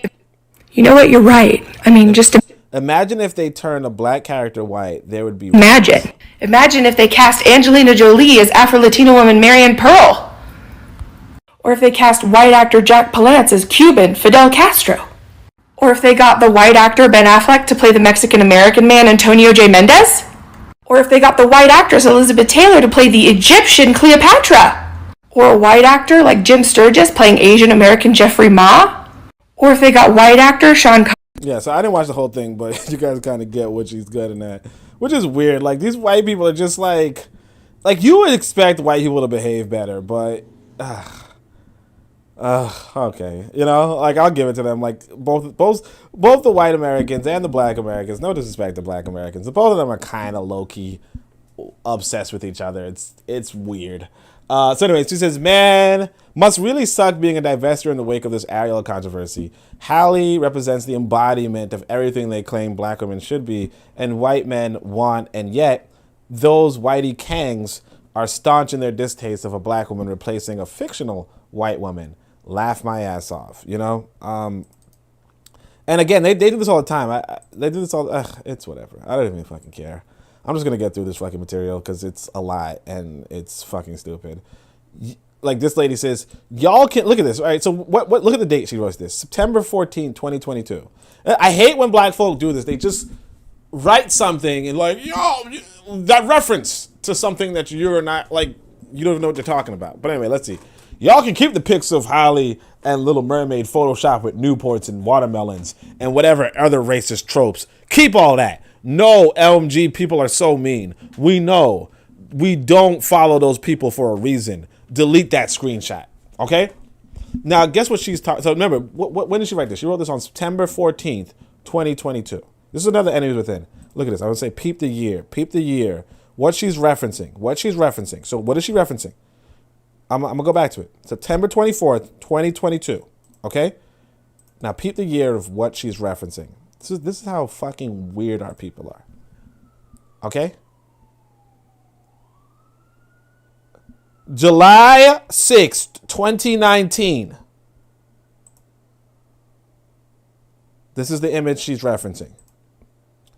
July 6th, 2019. So this is Ariel with the watermelon. Okay? This is out of hand. Racism still exists and people really have no shame. Let the fucking fictional movie be. If someone told the story to someone who hasn't seen it, they shouldn't know her skin color because it's not about that. Put a scepter in it. So, this is from July 6th, 2019. And the other lady was just telling you, hey guys, keep that pic of Halle. So, nobody fucking remembers from 3 years ago, right? But essentially, people are reaching back 3 years ago. And I say that to say, people knew about this Black Little Mermaid thing 3 years ago. 3 years ago. So it's just like, well, who cares? And like I said, the kicker is this. That there's no fucking film. There's not even a film. The brother said, so all that mermaid stuff is over a trailer? Life must be good. Like you said, first world problems. I'm like, what do you mean? There's no film out? Nope. It's scheduled for May 2023. May 2023. I said, I don't want to live on this planet anymore. May 2023. You know, that's like, I don't want to guess, but like 8 months, 9 months from now.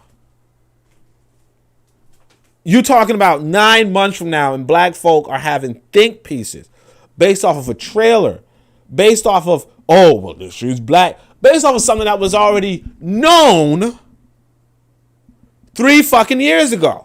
I'm telling you, man, like, first world problem. Like, what are you fucking, like, you have nothing. You have nothing. Like, you have no real problems.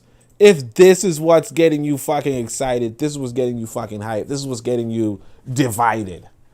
You know, like you said, regardless though, this black man is going to watch this shit 5 times in theaters just because, you know? This movie, so somebody says, whitey folk are insane, so they retweet it September 14th. It gets 80,000. This movie about to do numbers in the box office. Stay mad! Gonna see it 5 times in theaters just cause. White people, like, I'm telling you, man, if white people were not winning, they would fucking win anyway, because we're just that fucking, like, we're that way, you know? I'm amazed at how quiet so this is a nicer note. I'm amazed at how quiet some black academics are when it's time to support everyday black community members who are creating solutions. You motherfuckers are not, like, shut the fuck up. But when Disney introduces a black Little Mermaid 4 years ago, or 3 years ago, whatever, those same black academics rush to defend and explain the importance of a fictional character. Shut the fuck up. You don't see your people. This is your people. Like, look. Hold on a second. Pay attention to this. This motherfucker is a black man. And he put up this shit from 3 years ago. And he got 80,000 likes. And he got this engagement from this black person who's like, yo, we about to do numbers. And this other blackish person, I don't know, is like, gonna see it 5 times just cuz. But then you come along and you say, what about all the stuff that we're doing? This is your fucking community. What the fuck are you talking about? The fuck are you talking about, right? like what? All the stuff that we're doing in the community. Shut up, man. You know? We'll try to sound like Erzuli. Shut up, man. I don't know how to do it. I can't do it. This is another one. Dog, they mad as hell about this Little Mermaid movie. I'm crying. Right? So, and I don't even know if these are white people making this, but it might be. Because these movies are way too specific. I don't know how white people know the best movies for black folk, but well, not the best, but you know, these are like I don't think I watched any of these. Set It Off. I didn't want to Set It Off. I know y'all like, what, you ain't want to Set It Off? I was too young, you know. I don't get how younger people watched it, but anyway, Friday, Belly, and Paid in Full. I vaguely remember Belly, like my cousins were watching Belly, and I think they were like, yeah, you can watch, and I was like, okay, and I think I might have fell asleep or something. But yeah, like these are like movies about killing people, like gang violence and shit, and I was like released when I was like 13 or some shit, you know what I mean? I wasn't supposed to watch it. Like it was like PG-18 or something like that. Yeah. So I mean, you guys probably recognize some of these people.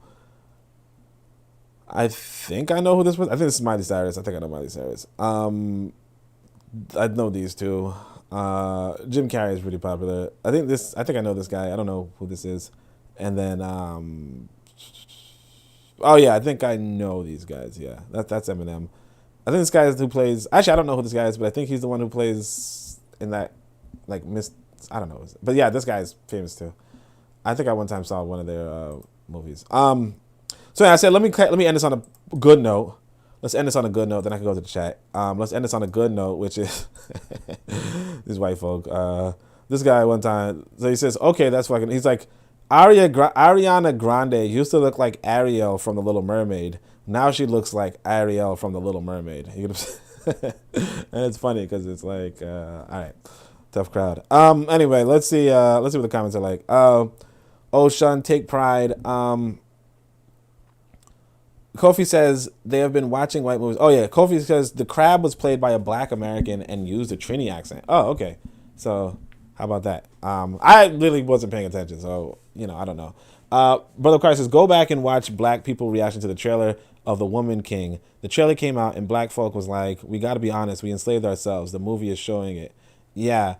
Yeah, black folk, yeah. Although the thing is that like the unfortunate thing about our community is that realistically, it don't matter what what our impressions are. We're gonna fucking watch the movie and we're gonna pay those motherfuckers, and it's gonna be another fucking hit, and people are going to make that money. You know, like white people are gonna make that money. Like we are the cash cow that keeps giving. And us dialoguing about it is like us having conversation about it is what really they depend upon. Like they do that on purpose because they understand that the more black people know about it, the more black people are going to watch it and be like, I gotta learn, I gotta see for myself, you know? And we all do it. And then we go and we promote it. So it's like, it doesn't even matter. Like, it's like when it comes to black folk and movies, it's just like, if you can get them talking about it, like you got it. You got it. You know what I mean? You got it. It's like a guaranteed cash cow. Like if you can get them talking about it. If they don't know about it, then they're not talking about it. But if you give them like a sensitive subject, well, this is slavery and it's a good representation of slavery. Like Django was sold the fuck out.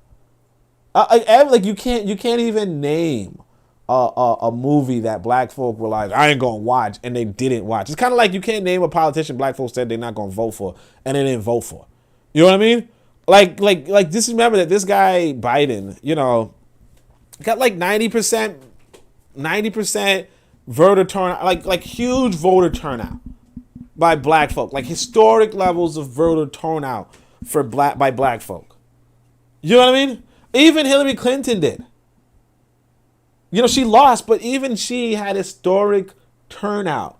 And black folk were like, yeah, we ain't voting for you. We're, you know, watch you lose. We ain't gonna do it's like forget it. Black people are responsible to white folk at this point. Like, no disrespect.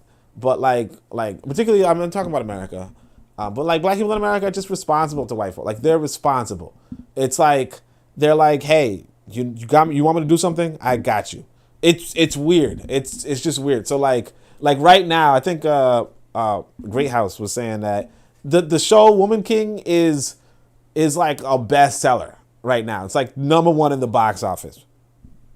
You know, like it doesn't matter what we were saying. Like we're like, oh, we're, like they're #1 on they're the only movie that has boycott woman. Like the only movie that people are talking about boycotting. It's also one of the, like I noticed it's like one of those movies that's only released in theater. Not even released online. Like all these other movies are released online. This one's movie released in theater. And yeah, like it's #1 in the box office right now. Trending towards being like a historic level of break. Like, come on. Like I wouldn't even, like if black people are talking about my movie, like that's a win. That's a W. Cause like this fucking movie just had a trailer that's coming out in May 2023 and it's already has this hype. Like this shit, people are talking about buying it 5 times. They're not even capping. Like they're not even capping. So yeah, that's the positive note we're gonna end on. But that was a lot, and then we're gonna go to the fucking ABA. Let's go.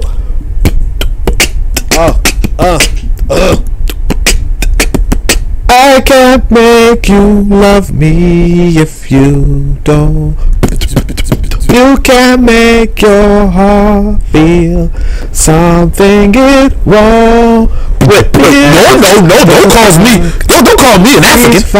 I'm an Indian. Shit, you call me slave.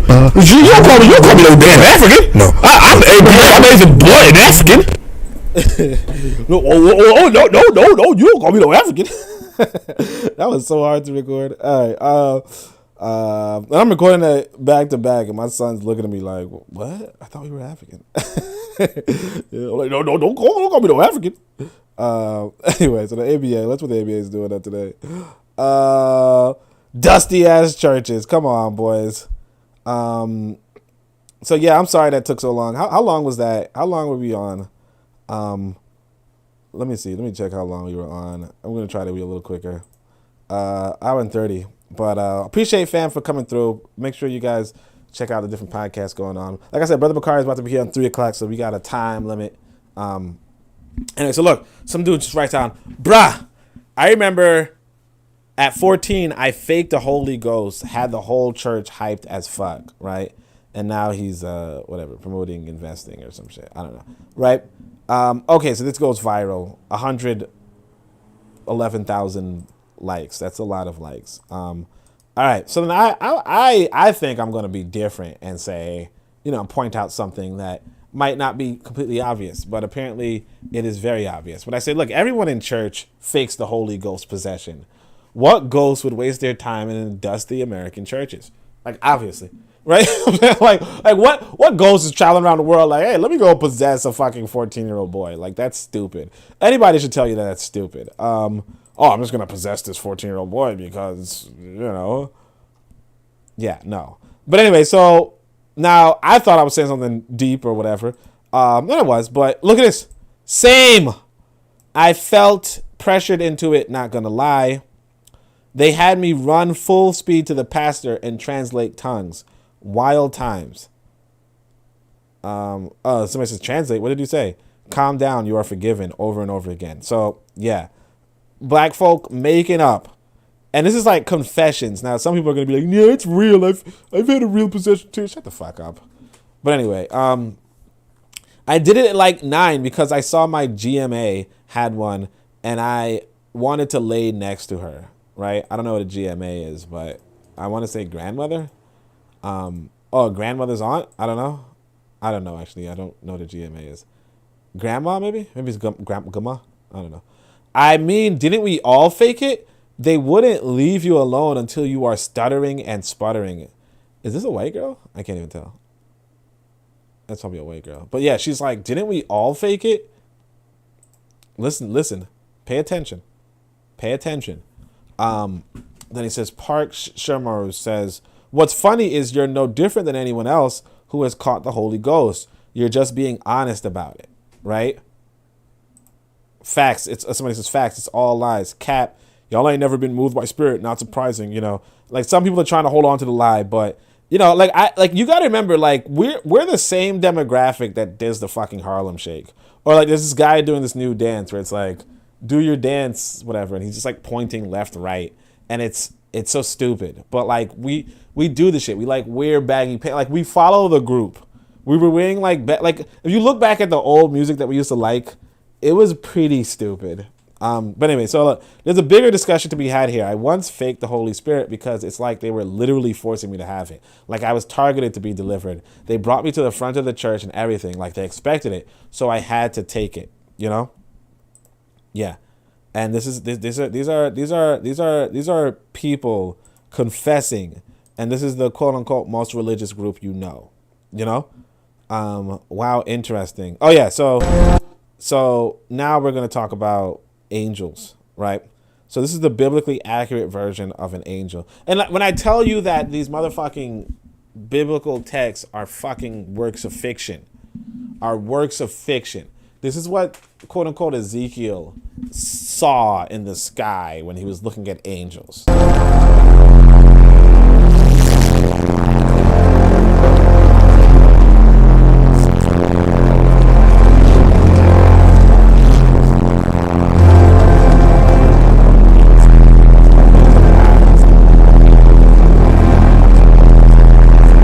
Look, okay? Somebody made a pretty good joke about them, so we're gonna go to it really quickly.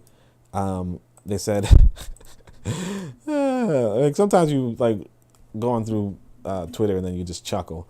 He says that's why they say do not be afraid instead of hello, right? like fuck it. Anyway, it's so stupid. All right. Anyway, so then I think it was actually Kofi. Kofi linked where the source was for this. For like they say, like basically the first one is a seraph, and it's like Isaiah's commission 6:2. He says above him were seraphs, each with 6 wings, had 6 wings and was covered with eyes all around. Next one is the cherub, which is to each of them 4. Yeah, you get it. This is Ezekiel, and then the next one is another more Ezekiel, and then this is another thing. The witnesses. Yeah. Anyway, if you don't think this is sci-fi, or you don't think this is fiction, then like, what am I gonna fucking tell you? Like, if you think that somebody actually saw this shit, yeah, what am I gonna fucking tell you?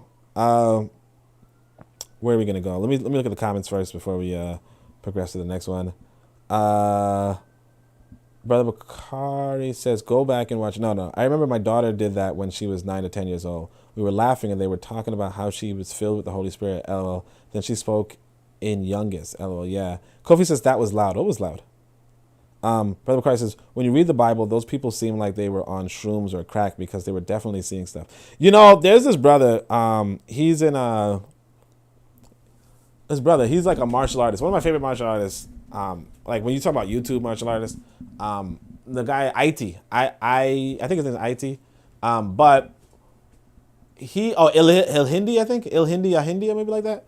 But he would tell, like he started talking about mushrooms in ancient Egypt, and he'd point out, like if you look around the ancient Egyptian monuments, you will see a bunch of mushrooms. And he's like, if you take these mushrooms and you try to read the Medu Neter, you'll see that it's actually three-dimensional. Like, like you could look at them and they're actually three-dimensional. That's how they're meant to be read, as three-dimensional. It was interesting. Three-dimensional symbols. He was really big on psychedelics. And the thing is that he might have a point in the sense that there are a lot of, like he can point out a lot of mushroom usage or a lot of mushrooms in the ancient temples of Egypt. I don't think it has that much weight to it, but I wouldn't be surprised if Wazungu was definitely on mushroom and shit before, like while they were writing their sci-fi shit, you know? Like you gotta remember, like you gotta remember that. I mean, cause what we have to recognize, one thing that we kind of do not talk about that much as a society is drugs and like the historic use of drugs. So like you talk about like the Afghani or just like the Middle Eastern people in that area where the Bibles were written or whatever. A lot of them are like trading hashish and shit, like trading marijuana.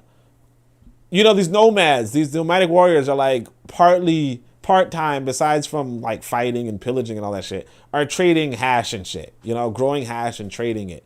And just the same, you know, even the Americans from way back, they were like puff past, you know? So it's just realistically, you know, like it's probably the case that they were, you know, like not just fiction, but it's also like high fiction, like literally high, or figuratively high.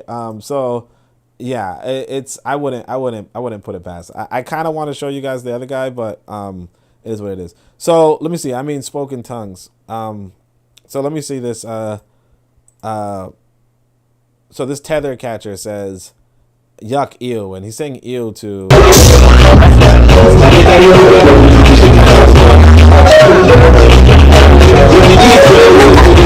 Hello. So not literally my sister, but you guys hear what I'm saying. My sister, Auntie Mello, and she got herself a man, so congratulations to her. And so these you know, you gotta promote your black love, right? So this guy's the ADOS guy's like, yuck, ew. And so this is another person who did it before. The Kenyan and a Bajan. Unfortunately, she was born on the East Coast and I was born on the West Coast. Red, black, and green type thing. So you know, shout out to those people doing that kind of stuff. Like I said, you guys see Mello. She was just promoting her relationship. You know what I mean? And it's good for her too. So you know, shout out to Mello for that. And then let's see, what's this last one? Nips says, this is like saying racism is dead and then posting an interracial couple. So somebody says Pan-African is not dead and here's the proof. It's like, this is like saying Haitian, you know, and they might be right, but just block them. You know what I mean? Just block them. This person said green card. You can block him too, honestly, but I'm not even going to waste my time right now. This one is FBUK. Oh yeah. So, we're going to go to the UK, the FBA. Instead of FBA, it's the FBUK. Stupid ass motherfucker. Look at this lady. Sitting on TikTok talking about, oh, Carney this and that. I don't see none of you that talk about Afro Nation like that. And you know why you lot badmine us? Because we are the blueprint. If it wasn't for us Caribbeans, England wouldn't be what it is today. He's sitting on. Yeah. Okay. So shut the fuck up. I'm really not even interested. So basically, like Like, shut up. I almost wanted to block her, but I realized this is not this is Voice of the Ancestors. So yeah. Anyway, so let's go to level 2. So what is level 2? After that dumb fuck shit, that's level 1. This is level 2. What is level 2? Like level 2 in stupidity. Let's see. Oh yeah. A lineage type thing. So basically, this FBA is going to be teaming up with a white nationalist to attack Africans, allows them to use words like tether, etc. He said his mother and that raised him. But what you saying is we should link up with a nigga that come on this app and just No, I ain't saying that. No. But look, when I ain't saying that. No, I ain't saying that. If that brother is off cold, he's off cold. Like, I don't care who's off cold. Like, I don't fuck with nobody who's off cold. But I'm not going to attack a brother in front of a white boy, and vice versa. I'm not going to allow a white boy to run no nigga down. Brother, fuck that nigga. Exactly. Right. With that bullshit. Hi, sorry, I don't really care. Hi, babe. Sorry, sure did. Because what Dion is talking about is... So, all right, so let me just clarify. So, basically, it looks like this guy is like, hey, I'm not going to let a white guy, so there's a white guy here. I'm not going to let a white guy talk down to a black person in front of me. You know, he says, I'm not going to let him talk down to a brother. And then this lady, who's like a co-host, decides to mute everybody so that she can speak. And because this guy's like, first off, that guy is not like the I guess the black immigrant is not my brother. And so she's like, exactly, let me speak. You know? It's not that important. We don't give a fuck, Dion. That's not our brother. That's your brother. It's not our fucking brother. We don't give a fuck who run them down. The whole world can run their ass down. The fuck? Yeah, you want to save everybody from... Yeah, that was white supremacy, right? Nigga getting fuck that nigga. We was utilized, if anything. You know what I'm saying? You got to understand, in these organizations that we from, bro, somebody like Preston, they don't have like ultimate rancor to do things where we doing. But in a situation like that, when somebody off code and going against the family, yeah, do your thing, because he going against the family. Fuck him. So basically, this white guy is sitting comfortably as these black folk are tearing each other down in front of him on his behalf. It's level 2. All right. So, yeah, that's all I could say about that. Let's say why he don't pay reparations. Oh yeah. So this is the last one. Just some motherfucking idiot motherfucking. And we're just gonna go like we don't really give a shit. This is another fucking idiot. He's like, my American lineage matters. We are ADOS and not African. The 11th U.S. President, James Polk, is all through my family tree on my daddy's side. I need to cut me my damn check now. I got the receipts and I'm coming for the Polks. Hashtag reparations. So yeah, his whole thing is he's descended from a U.S. president. So my question is, why doesn't he pay reparations? If he's descended from these white folk. Anyway. Anyway, I'm not even fucking interested. Let's go to the fucking mangina.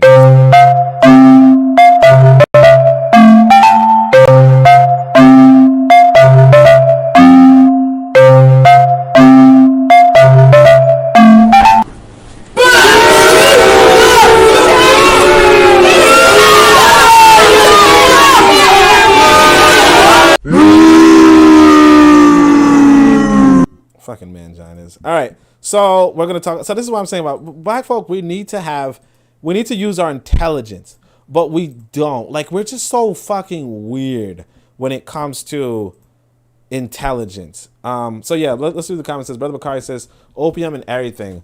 More slaves bragging on what they built for white people. These black people are enemies. Yeah, and then Kofi says she is a woman. I don't know who you meant. You talking about the Polk person? Yeah, it's fucking weird, man. I'm not even. But like, this black person says, them bots watching my IG story again. Y'all know what that mean. And so this is actually important. So what happens is this. So something you're gonna notice on KDVZ Radio is that a lot of the comments are gonna be from porn accounts or some shit, right? And it's like, why? Why are they? And so basically, this is gonna explain why they are. But it's not going to, because it's like pulling out fucking teeth, because black people are not going to explain shit. Like I said, this is the mangina. So it's like, them bots watching my IG story. Y'all know what that mean. No, we don't know what that fucking means. Just tell us what it fucking means so we can go on with our lives and you know, like, be a little bit more intelligent. Nope. Look at this shit. Look at this shit. So this guy says, holy shit, I just learned this today. What did you learn? So then sister, you know, like I said, Auntie Mello, good sister, she goes, what does it mean? Because they keep doing it to me. I'll DM you. So he's going to be the fucking mangina. He's going to be the mangina because why you couldn't just say what the fuck it means? Like, this is like what we talk about when we talk about intelligence. You could just say, hey, oh, this means XYZ. But I had to, like, do a little more digging. And I'm just going to give you guys what it means based off of a little more digging. But it's like, this is what we are as a people.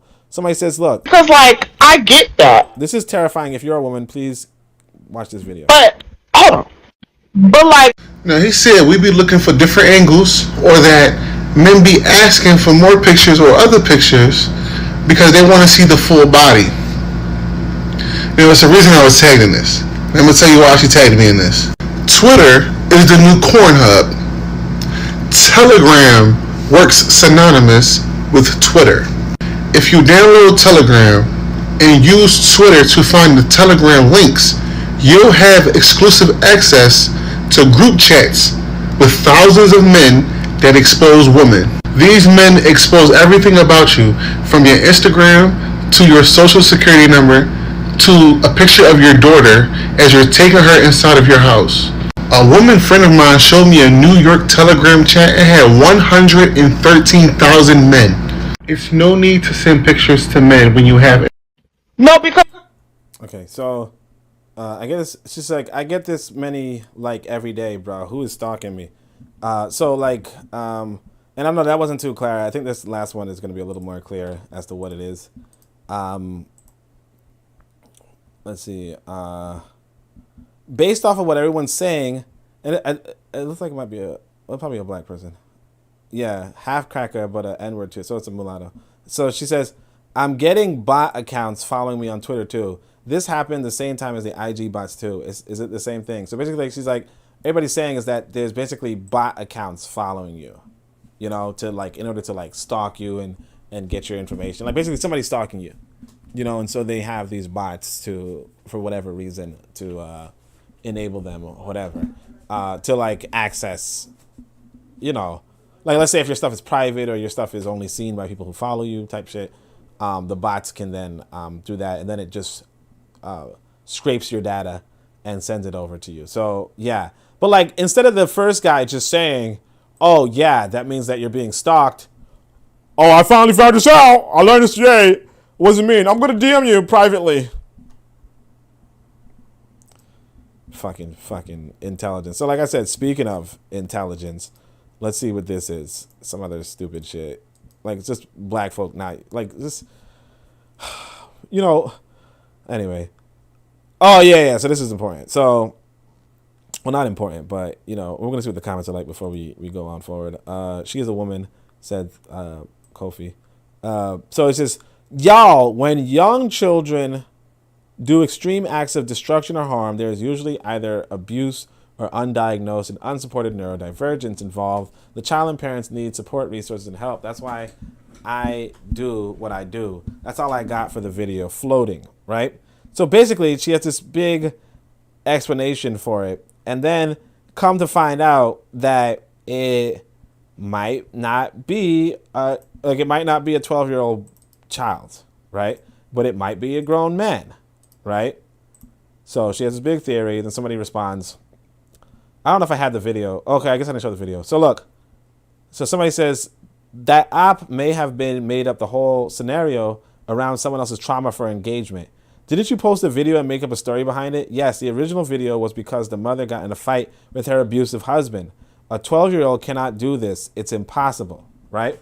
And I wish I actually showed you guys the video first, but come to find out, this is it wasn't even a 12-year-old. It wasn't even her abusive husband. It was her 16-year-old, okay? So she's going to tell you that it was her 16-year-old. So I'm going to say maybe she's a fucking past me, because how could your kid be this destructive? So I guess everybody... Look at the damage that her kid did. Her 16-year-old boy. she's saying that he's 270 pounds and 6 foot plus, though. Saying they want to know who it is. Okay, so now you know it's me. It's me. It's my son. It's my house. No, he's not 12. It wasn't over a cell phone. He's 15. He's 6 foot tall and he's 270 pounds. So no, I couldn't spank him. We try to clean up as much, but yeah, the damage is real. The window is still broken out. The marble is still broken, not going away immediately. So I don't know what anybody wants from me. My son is mentally ill. I've dealt with this for 15 years, and it just sucks that I trusted someone and they sent the video out, and now everyone is looking at my hurt.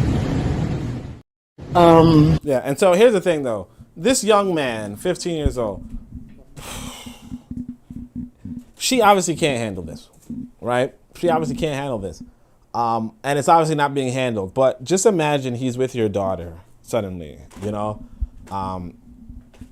somehow, some way, he poses as some sort of, like somebody, I don't know, your daughter just, I don't know, for some reason.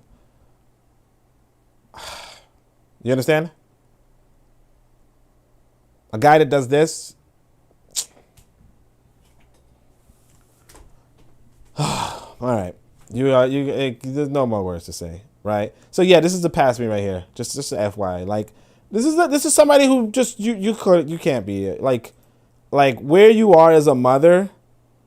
That's past me. I'm sorry. Like one of the things you want to look at when you're looking at a man or a woman is how are they parenting? Like sometimes I don't even feel like I'm that great a parent, honestly. Like I have my own insecurities with that. You know what I mean? Like I do. But like, and so I would completely understand if somebody was like, hey, I'd overlook you based off of your parenting style.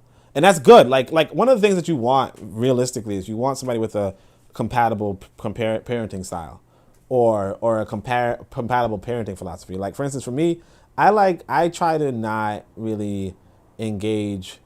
Like I realize that like if a woman is like a fan of the public school system, I'm not a fan. Like I realize maybe I shouldn't have children with this lady, if that be the case, because I just don't like the public school system. It's hard to justify, but it is what it is. Like that's like you have to know what you want as an individual and how you're gonna get it, and among other things, and like whether you're gonna cave or not. Like you have to really assess the other person. But basically, if this woman has this kind of child, just fuck it. Like don't even like first off, like you're probably going to end up fighting this fucking child, which is like just don't even go in this kid's life if you want to. Like this is stupid. You know what I mean? And second of all, like even if you didn't have to end up fighting the child, like the reality is that this lady's so fucking hands off with her kid that he's a fucking lunatic. A fucking lunatic. No disrespect to the little boy, but like, come on, you doing that for 15 fucking years. You never said, let me stop. Anyway, so this one's another, mangina. So I said, if you're not doomed, so I don't know where I got, like, if you're not doomed, like, what is this even a reference to? Oh yeah. So look, so I got this before. So this is a guy, this is a grown ass man. Okay. This is a grown ass man. No, I wanted you guys to remember, this is a grown-ass man, okay? So it's like Little Baby, and people are loving this shit. Little Baby doesn't like doing interviews, but decided to give a young reporter an interview out of respect for her hustle. Props. Look how stupid this man is. Like, look how poorly spoken this man is. Look how, like, I mean, the little girl seems brighter. Maybe she's a little nervous. I don't know. But he seems dumb. And yet this is an international fucking superstar. Okay? Actually, I don't know if he's an international superstar, but he's pretty popular for this little girl to be nervous around him. I don't know. I never heard of him. I never seen this guy before, but just listen to how stupid this guy is. And yet he's like a leader. I mean, and look at the comments. They're just like, Little Baby doesn't like doing us interviews, but he does the hustle. Thank you for reporting. Mr. Baby, how you doing, sir? Oh, that's the part that cracked me up. She sounds like a black girl from Big Mouth. You You can tell he doesn't like doing interviews because he has turned his body away from the camera, turned to personal conversation. I respect the mental switch. And yo, basically they're like, Julia's insane. Yeah, he had a lot of jewelry. She's so nervous, blah, blah. We rooting for Jazzy. She's going to be on TV soon. I don't know. But basically, like, they like this interview. What's going on, guys? It's Jazzy, and I'm here with the one and only Mr. Low Baby. Mr. Baby, how you doing today? I'm alright. How you doing?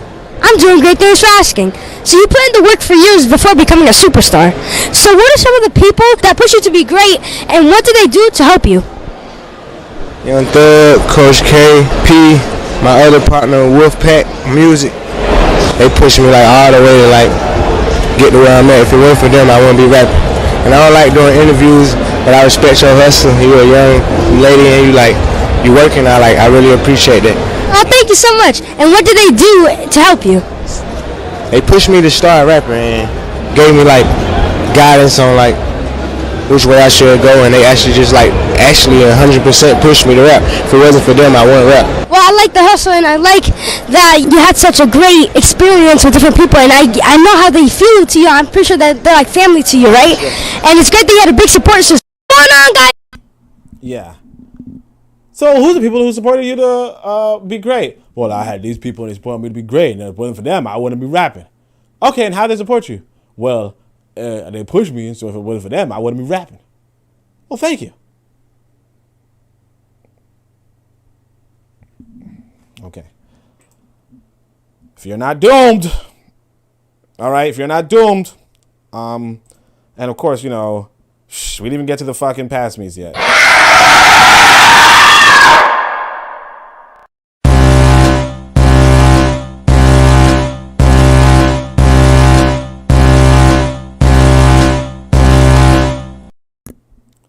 All right, so I'm going to try to be quicker, because even I'm getting tired.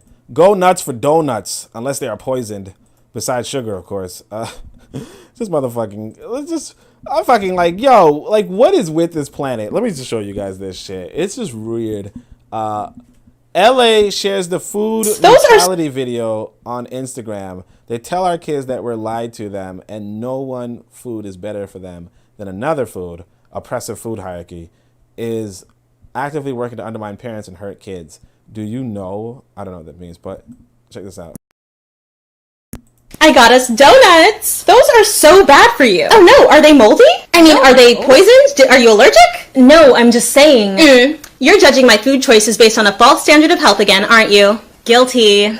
Diet culture, fat phobia, and systems of oppression have created false hierarchies of food, and it shows up everywhere. For instance, harmful thought patterns like earning food through exercising, or that dessert is the reward for the punishment of eating vegetables. Remember that you do not need to earn food. We are all incorrectly taught from a young age that our size, and therefore the foods that we eat, are markers of our self-worth. Moralizing food can lead to harmful relationships with food and disordered eating. Instead of focusing on good and bad choices, try to approach food with neutrality in mind. The only foods that are bad for you are foods that contain allergens, poisons, and contaminants. Or food that is spoiled or is otherwise inedible. Eat without guilt, regardless of what society says. Smarter in second. Yeah, okay. So, yeah. Yeah, that's self-explanatory. Let's see. Everyone notices. This one's not that important. Let's just skip over it. Better than Pledge of Allegiance, I guess. Basically, we could just read the caption. This woman's going to have a classroom of kids, and they're going to, instead of using the Pledge of Allegiance, they're going to sing, tell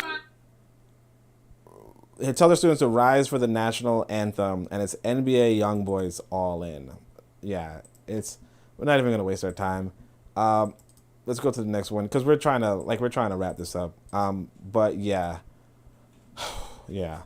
Let's see what this is. So, to be fair, it takes a measure of courage for the Minister of Education to come on radio and defend the narrative that long skirts prevent sexual assault. So I was like, this is for the true purpose of anything. This is like a real political figure saying dumb shit. Now, that's not to say that, you shouldn't be... Actually, I don't know what to say. It's just... It kind of goes back to the story about, like you're just around a hostile group, you might want to reconsider how you live your life. But anyway, let's see. Pass me of the season. Oh yeah, pass me of the season. So she says, ruin your life at 24 because you went through a phone and decided that was grounds for running people over with an infant in the car. Natural selection. Cheating is bad, but it's let me leave bad. Ruining your life because you think someone really owes you something is something else. That's not heartbreak. So this is the pass me of the season. And so again, it's one of those tweets where you're like, I don't know what the fuck they're talking about, but then you do a little digging because some people are nice enough to be like, oh, you mean this? So she's like, she already had a criminal record for beating her 7-year-old daughter and punching her in the face. I'm sorry. Oh, it was a 9-year-old. She punched a 9-year-old girl and struck her with a belt during an incident in thing.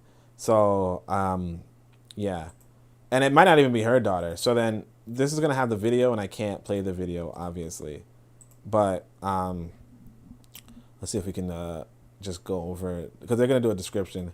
So we're gonna pause the video. Basically, that's the Anyway, a woman drove her boyfriend to the mall. While he was inside shopping, she read his messages and saw messages suggesting he was cheating on her with her sister. And she did this. So she's going to get her car and ram it into this guy and kill another guy. Her boyfriend, Jaywan, thought she was coming closer to pick him up, but she wasn't. She ran him over with the car. She also ran over a pedestrian, Christopher Scott Griffiths, walking across with his cane, who was at the wrong place at the wrong time. Christopher, at 58 years old, has been paralyzed after a motorcycle accident, and after a lot of effort, physiotherapy, and rehabilitation, he learned to walk again with aid of his cane. After running them down, so this guy, Christopher, was like he already was hit by a motorcycle, and he was paralyzed, and he learned to walk. That was his life journey, and then he got hit by another car and died. Okay, so after running them down, she exited the vehicle and started to beat her boyfriend. She had their 8-month-old baby in the car during all of this and left her baby in the car while she went to beat her wounded boyfriend. And you can see it on the video. The pedestrian, Christopher, died. Tavia Chapman, 24, was indicted on charges of aggravated murder, felonious assault, attempted murder, and endangering children. She faces life in prison. The attempted murder charge is for her attempt on her boyfriend because he actually survived. Talk about ruining one's life. So yeah, so that's it. That's the passing of the week. She runs a vehicle into a guy, and the point is that, like, realistically, you shouldn't even think. This one's also kind of stupid. So I want to delete the ones that are just stupid. Like, it's she's gonna tell you what the types of pick-me's are, but it's not that important at this point in time because we're like pressed for time. True purpose. Everyone notices. This lady was just saying that people who notice that you're going through whatever. I don't know. This is Good Luck in America. Let's see what that is. Oh yeah, just some stupid ass thing, celebrity shit. John Boyega saying he dates only black women isn't a problem. Double standards are a problem. If a white actor said that he only dated white women, many would not defend his right to have preferences. They would call him racist. The rules have to stay consistent. That is all. Shut up. Like, shut up. Anyway, while I was in Shoot the Breeze, so this one I just saw this one while I was in Shoot the Breeze. What is this? Just because he was trash to her doesn't mean he'll be trash to you. Roll the dice. Again, just stupid women. Just stupid women.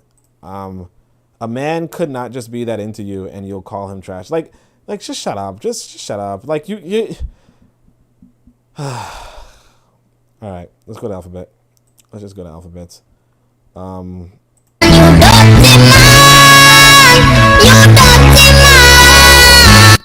It is my mission today to stop you from being a homosexual. You're a victim. Here we go, see. I get so sick of senses, I don't know what to do. All right, so we're gonna go to this one. So I can't play the song. I can't play the audio, but basically there's gonna be it's a TikTok video where there's some music in the background. And this guy is like, I'm trying to convince my white wife to use a washcloth, and she's just dodging him trying to use the washcloth on her. She's like, nope, I'm not going to use a washcloth, right? Somebody says, I don't think I would have made this, right? So this is like, again, she's whatever, right? At first I didn't understand what was going on. I thought she was maybe dancing, But like her whole thing is to avoid using a washcloth, and they're making humor of it. And so you're like, what could you possibly do if you're not using a washcloth? And some people are like, oh, I'm using a loofah, which is okay, right? Some people are not using a loofah. So somebody says, what do you use? LOL. Hands. I didn't realize there are so many people out there who don't use washcloths. I just don't feel like washcloths get sudsy. They just soap up all the soap. So I use a loofah or hands. What is this actually a thing? I don't even know if we own washcloths. Soap and hands work great. Why make extra laundry for yourself? My logic, only washcloths we have are what we use when washing our newborns. We use hands. I'm a white girl and I've literally never met someone who doesn't use a washcloth or loofah. Yeah. So that's nasty mofos. You guys get it. And then so whelp for the whelp. Oh yeah. What is this? The ABA? So the Alphabet Squad, basically like these are the interracialists too. Who gives a shit about them? So this is a lady and you see tough life. This is a mom on TikTok who's struggling to find housing and employee and mom forever. Wake up and so I'm probably not going to play this music either because I don't know the music rights. Although I don't think there's any music rights to it, but it's just going to, the audio is just what it says on screen. Wake up at 4 a.m. I wake up and unpack. 4:30 a.m. I clean. So she does this every day allegedly. 5 a.m. the baby is awake. 5:15 I get ready. And she's fairly pretty, right? 6:45 time to go. But you notice like what her baby looks like. Breakfast, then she separate from her kid. At 10 a.m. she does a mini break. It seems like she's working from home or something. At 1:30 she's after lecture snack. 3 p.m. she's meeting with the housing director. They're moving us again. 3:20 it's time to go to work. But you see, this is the thing you got to realize, that black folk are not really spending time with their kids. You get what I'm saying? And it makes sense, but like there is that reality. 4:40 p.m. I pick up a sick baby. Why do you have the baby coughing on you though? It doesn't make any sense, but whatever. 5:15 I clean her up. Then a reinsurance and positive affirmations. And you notice that the baby looks like she's mixed, right? 5:25 I pick up the new keys. Then moving before the storm comes, right? The kid is moving the thing too. And then 6:25 nap time while mama moves. 7 p.m. it's hot. You can kind of see my hair is raising. And then it's dinner time at Subways, where we're sharing a Subway, which is weird. Quality time and catching up at 8:10. So you kind of notice that they're really not spending time with their kids. Time for bed, and you're going to watch a cartoon, and that's it, right? So this is mom, and it's like, everybody pity her. You know, here's her GoFundMe. Here's her Cash App, you know? And a lot of people are engaging it too, for whatever reason. So why is this in the Alphabet Squad? Well, obviously you kind of picked up on this reality that maybe that kid is not black. You know what I mean? And here it comes. So apparently she's got the mixed bond she wants with Brad, and now she's looking for a black simp to come and save her. So look at this. Gets left as a single mother by a white dude and now wants a 6-foot black man. You know? So here's another TikTok from her. She goes, "Gotta know exactly who you are. Lord have mercy." When you finally meet his friends and the 6-foot brown skin with locks walk. We must stay focused, brothers. We must stay focused. Okay. So she's like, yeah, I want a black guy with locks. And then now here's the motherfucker she had a kid with. Right? And it's like, he's with his family. It seems like you're just the problem. That's him, by the way. So this is the guy she was with. And this is the kids that he has already. Like, he's probably like a married man. And she slept with a married man, got pregnant with a married man, and now is collecting money like, oh, and trying to find some black dude to hook up with. Like, get the fuck out of here. You know? Real by Genesis, so does he wash dishes with his hands? Does he wash dishes with his hands? I hope not. I don't think so. Zanzan says, jokes not funny. Yeah, it's weird. I think you're talking about Thing, right? So let's go to the next one. I think it's the comrades. Wait, do I have comrades? Let me just check if I have comrades. I don't know if I even have comrades. Yep, I have comrades. Let's go. I try to have every subject, honestly. It was just so much earlier because that stupid fucking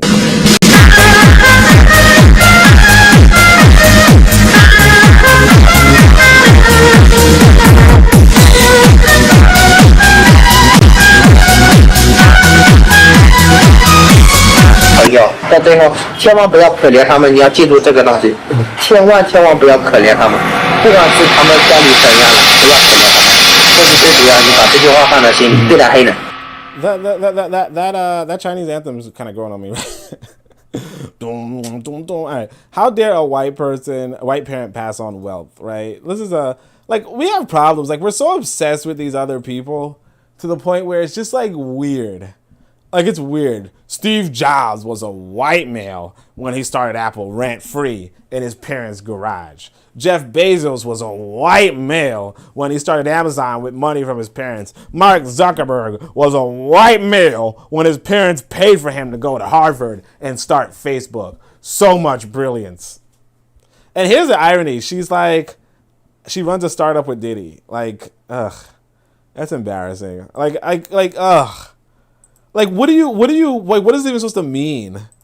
He was a white male when his parents, so like, sounds like kids need better parents. Like, that's the only conclusion people could fucking get from that. Like, can you imagine?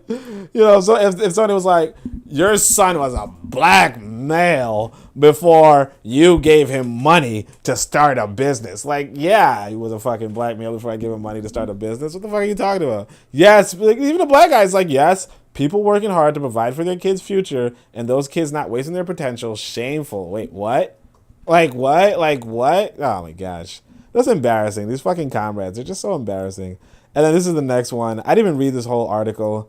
If Lera's still here, she's probably going to be like, oh yeah, this motherfucker's right. No, I don't think so. But anyway, look. This one is today. Now, it depends on if you believe what the police are saying. But it's like today, the police recovered 2 pounds of fentanyl. If I'm not mistaken, that's like the heavy weed, right? So 2 pounds of it, $70,000 in cash, and 2 handguns from a homeless encampment. Let me know when you're ready to stop treating this epidemic as a housing shortage, right? And so he says, after an accidental overdose, the patient told me, try sleeping on concrete in 20-degree weather, sober. See if you can survive a day in my shoes.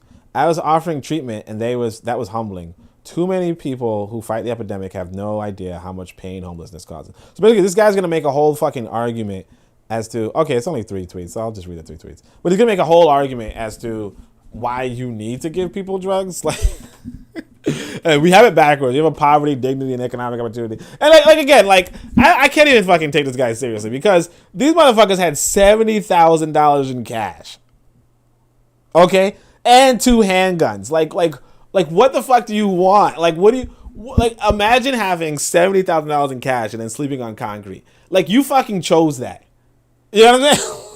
Because you can easily spend like, I don't know, like $100 of that and sleep in a fucking hotel. You know what I mean? Like, get yourself dressed, get some clothes, and then go fucking go get some fucking employment or some shit. Go do something, with that fucking Airbnb that you can sleep in.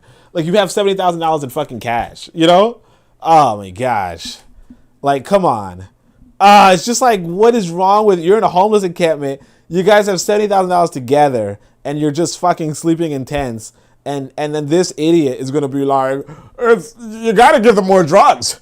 You gotta, like, shut the fuck up, man. Like, you fucking, oh my gosh, fucking comrades. I'm telling you, man. Like, it gets worse, but like, come on, like, these are the fucking comrades. Let's see what the Real Black Gentleman says, no, the guy who shouted with his hands. No, the lady shouted with her hands. The lady, the white girl was shouting with her hands. The white guy, the black guy used washcloths, but the white woman showered with her hands, and he was trying to force her to use washcloths.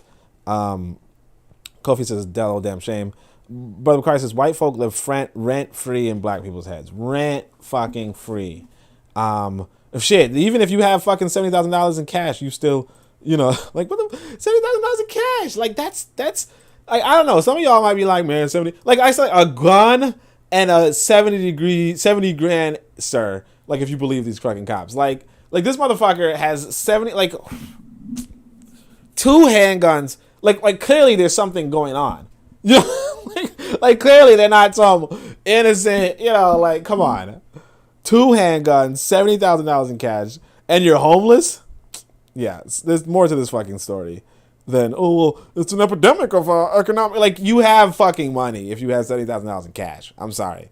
If you know, like, because you're not even talking about like $70,000 in the bank. You're talking about $70,000 in cash. Like, you have money. You know what I mean? Like, you could afford a place to stay. Period. What are we looking for? Oh, yeah, so we're going to switch over to the next thing. And we're just trying to rush. The next one is, wait, what is the next topic? So I think we're coming to the end, which is good. So Nevolutionaries and Fan Africanists. So, and we have both. The Fan Africanists I really want to get into.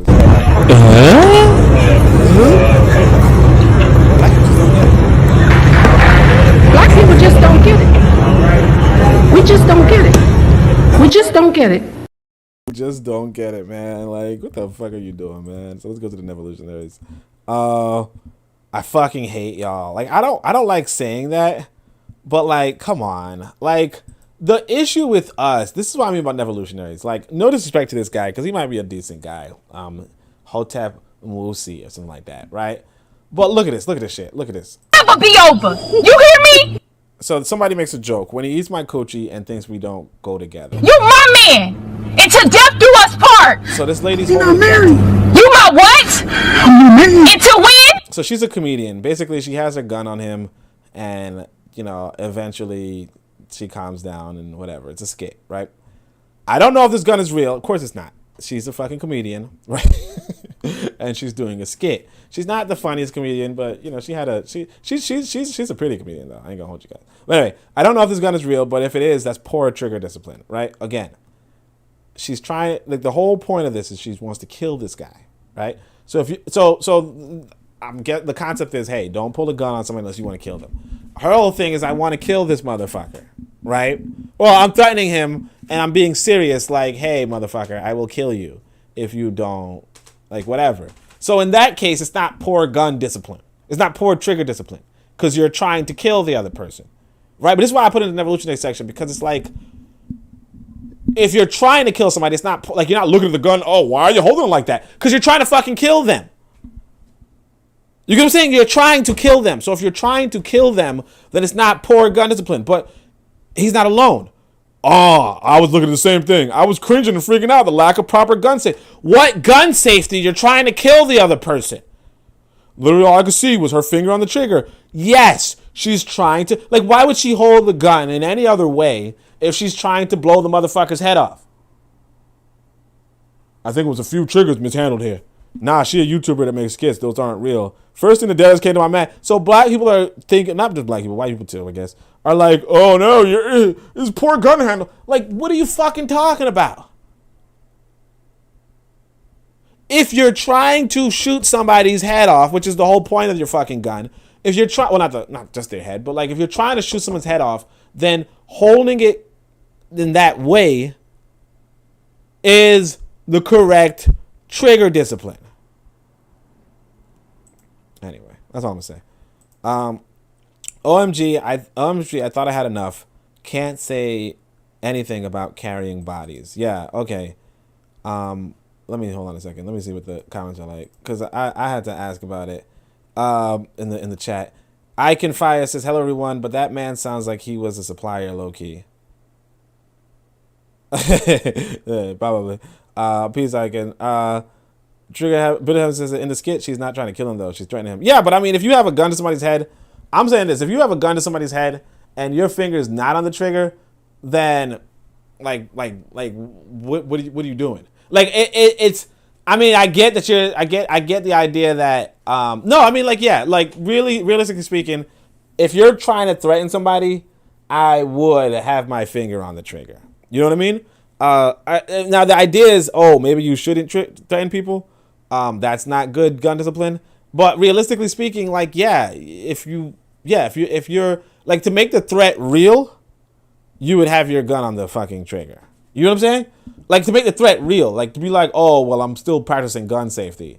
You know? I think it's more threatening when you say, look, I'm not even practicing gun safety.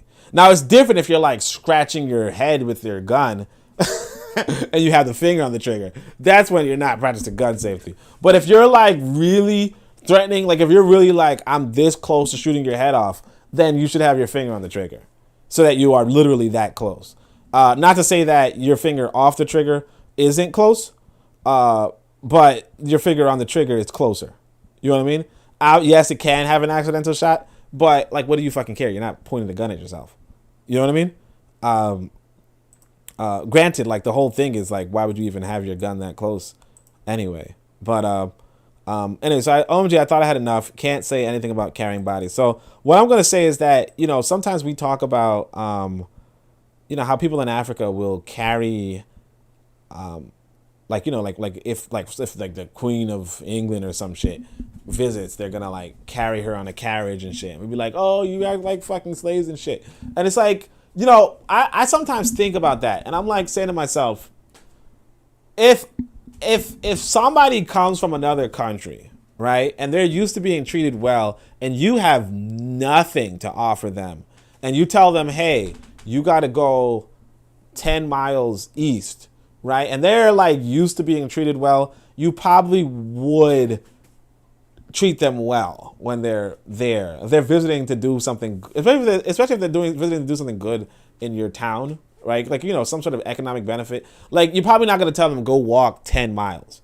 You know what I mean? Because that's what, you know, young people in your village do. Because it might be that your chief also is carried or something, you know? So, like, as much as I might not like the idea of carrying Europeans or whatever, like, I also can understand that if you go somewhere, like for instance, if I go to Washington, D.C., I'm going to use the fucking bus or the train or an Uber or a taxi or something. I'm not going to walk for 20 miles. If, you know, like even the white people are not going to treat me that way to be like, oh yeah, just go fucking walk for 20 miles. They're going to say, you know, use the bus, use the train, and so on and so forth. But if you're in a village where they don't have buses, trains, or whatever, right, it's probably not the case that you're gonna invite not just like any old white person, but like the fucking queen of a fucking of another fucking nation. You know, you're not gonna tell them to go fucking walk, right? Because it looks kind of like, you know, you could do it, but like they probably wouldn't visit you again, because that's like I probably wouldn't invite somebody if I was gonna treat them like shit, honestly. But anyway, and like that could also have major repercussions. But like I said, America's not the vanguard, because look at that. You can't even talk about it, because here is trailer trash. And this is Chloe. Now Chloe is the sister of the lady who's playing Little Mermaid. Chloe is the better looking sister at that. Like she's fine. You know what I mean? I don't know how old she is, so I can't really compliment her too much. But like she's cute, right? She's very talented. So you're gonna listen to this song of this white girl who's doing bullshit, who's like, I think the word we used yesterday was wigger, right? Who's like, I don't want to use that word actually, but basically that, right? Like basically like a disgrace to her race, this white girl. And here's this golden child, multi-talented superstar, and she's going to sing along with this white girl, and not even like really sing along with this white girl. The white girl made a video, made a stupid song, and she's gonna make the song actually low-key bop. But yeah, this is worse than carrying somebody when you don't have cars and shit. Pretty Barbie, Chloe, period I, period period I, period period I, period period I, period period I, period period I, period period I, period got my name up in your web, you don't know no better. Don't forget I'm from the south, yeah, I got them headers. You watching everything I do, studying all of my moves, what you could do, what I do. Period I, period period I, period period I, period period I, period period. Yeah, okay.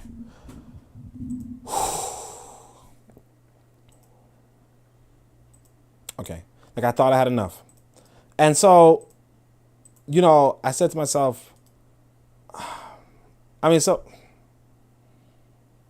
you know, like it's hard to find the words, you know, like I just want to change. I just want to just go to the next one. Like I can't even, like I don't even. So somebody says, former Cash Me Outside girl and OnlyFans star Bad Barbie invited to speak in Oxford. So, you know, what happens is this, right? So people in the comments were like, don't make her another Bad Barbie. So Bad Barbie was this girl who was like, cash me outside. And she was basically, you know, as they say, like basically like a caricature of a black woman, right? And as a caricature of a really negative, really piss poor black woman. And as that, she's being big. She was bigged up by black people and white people alike. And now white people are inviting her to speak at Oxford, the most prestigious university in the European hemisphere, right? The most prestigious university is now, and then black folk would be like, why don't invite us? Yeah, okay. Fucking clowns, man. I forgot that there was actually another video of this little girl, this little white girl. I don't know where it is. I guess I skipped over it. Oh, it might be in Fan Africanist. Let me see if it's in Fan Africanist really quickly. Let me just see if it's in Fan Africanist. But, no.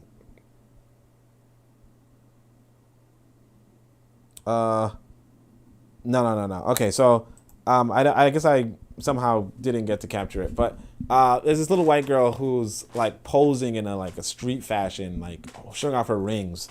And it's like black people are just praising her. It's so stupid. It's just so stupid. It's just so stupid. I think it was actually supposed to be in the color complex part, but I guess I just skipped over it somehow. Anyway, just an intermission. This is just for the intermission. Let's see, this is another group of Nevolutionaries. I think this is some guy who's going to be... this is the president of South Africa.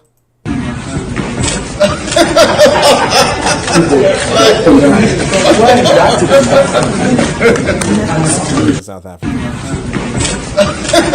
Anyway. Let's go to the Fan Africanist. But yeah, let's just go to the Fan Africanist. Like, that's embarrassing. The period, like, it was just... Let's just go. Bullshit.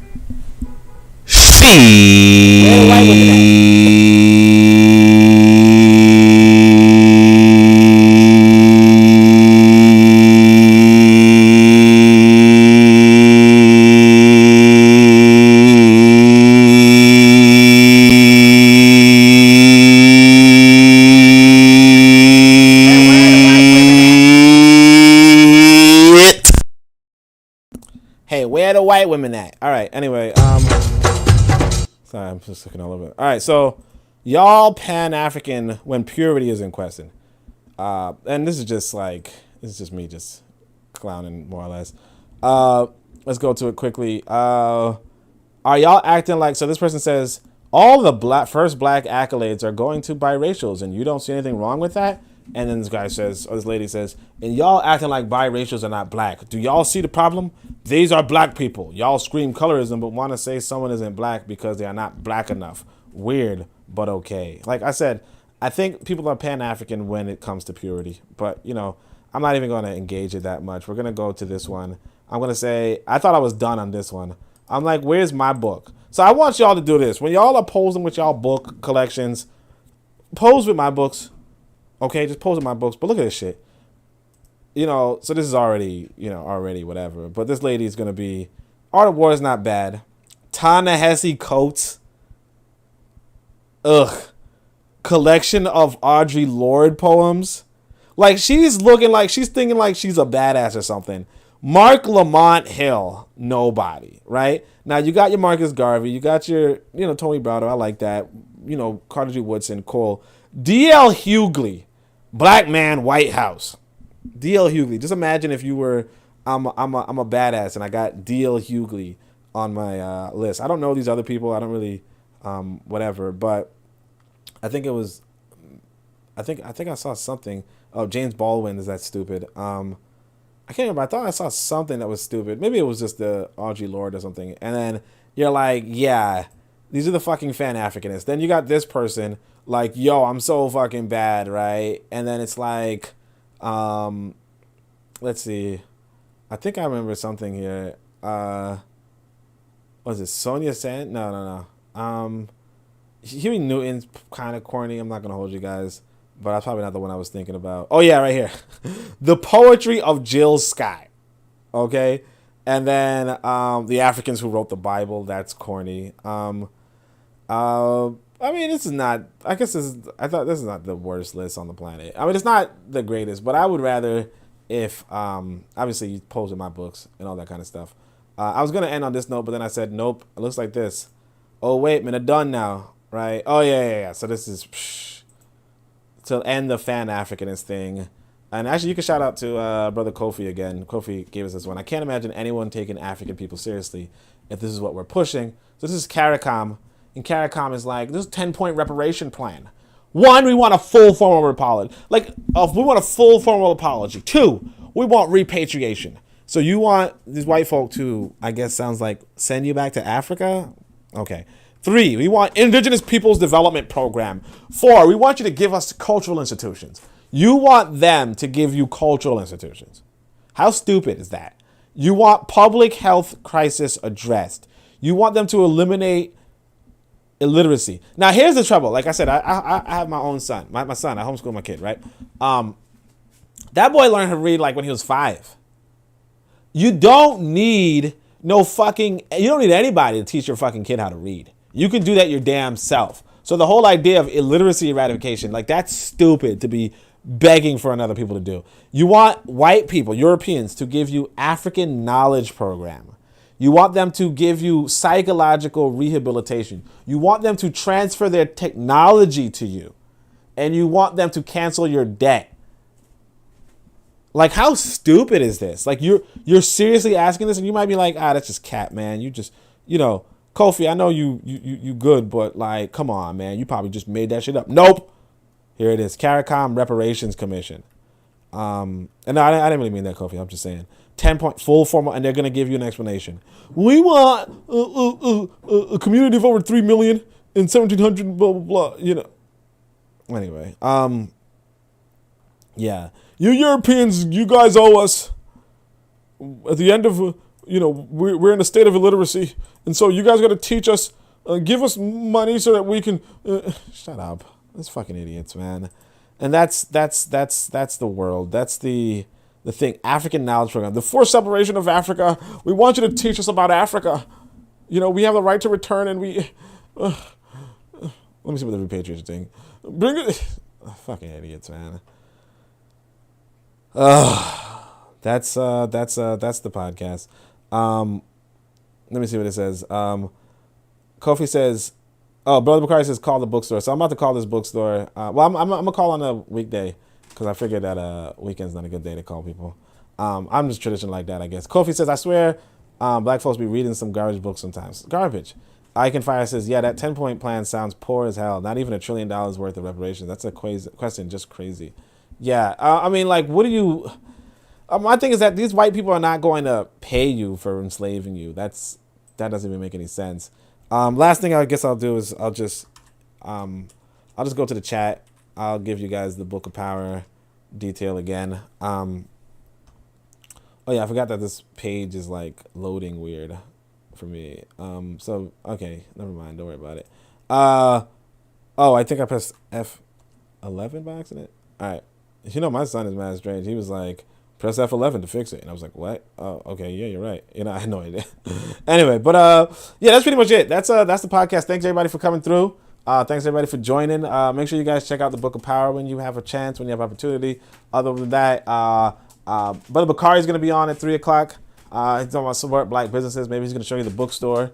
And beyond that, what's the other thing I could say? Harsh Reality Podcast is going to be on later today at 8 o'clock. Hopefully the whole staff is there. So that's always fun. Other than that, like, that's it. I mean, check out KWZ Radio. Check out the different podcasts on the program. You can look at the description and you can see all the podcasts listed there. I believe so. I think it should still be there. But beyond that, I have nothing more to say except for, appreciation for everybody. Kofi says good stream. So appreciation for that. And Shemim Hotep, Ankh Uja Seneb Neb, Amen, Ma'at, Dua Necher.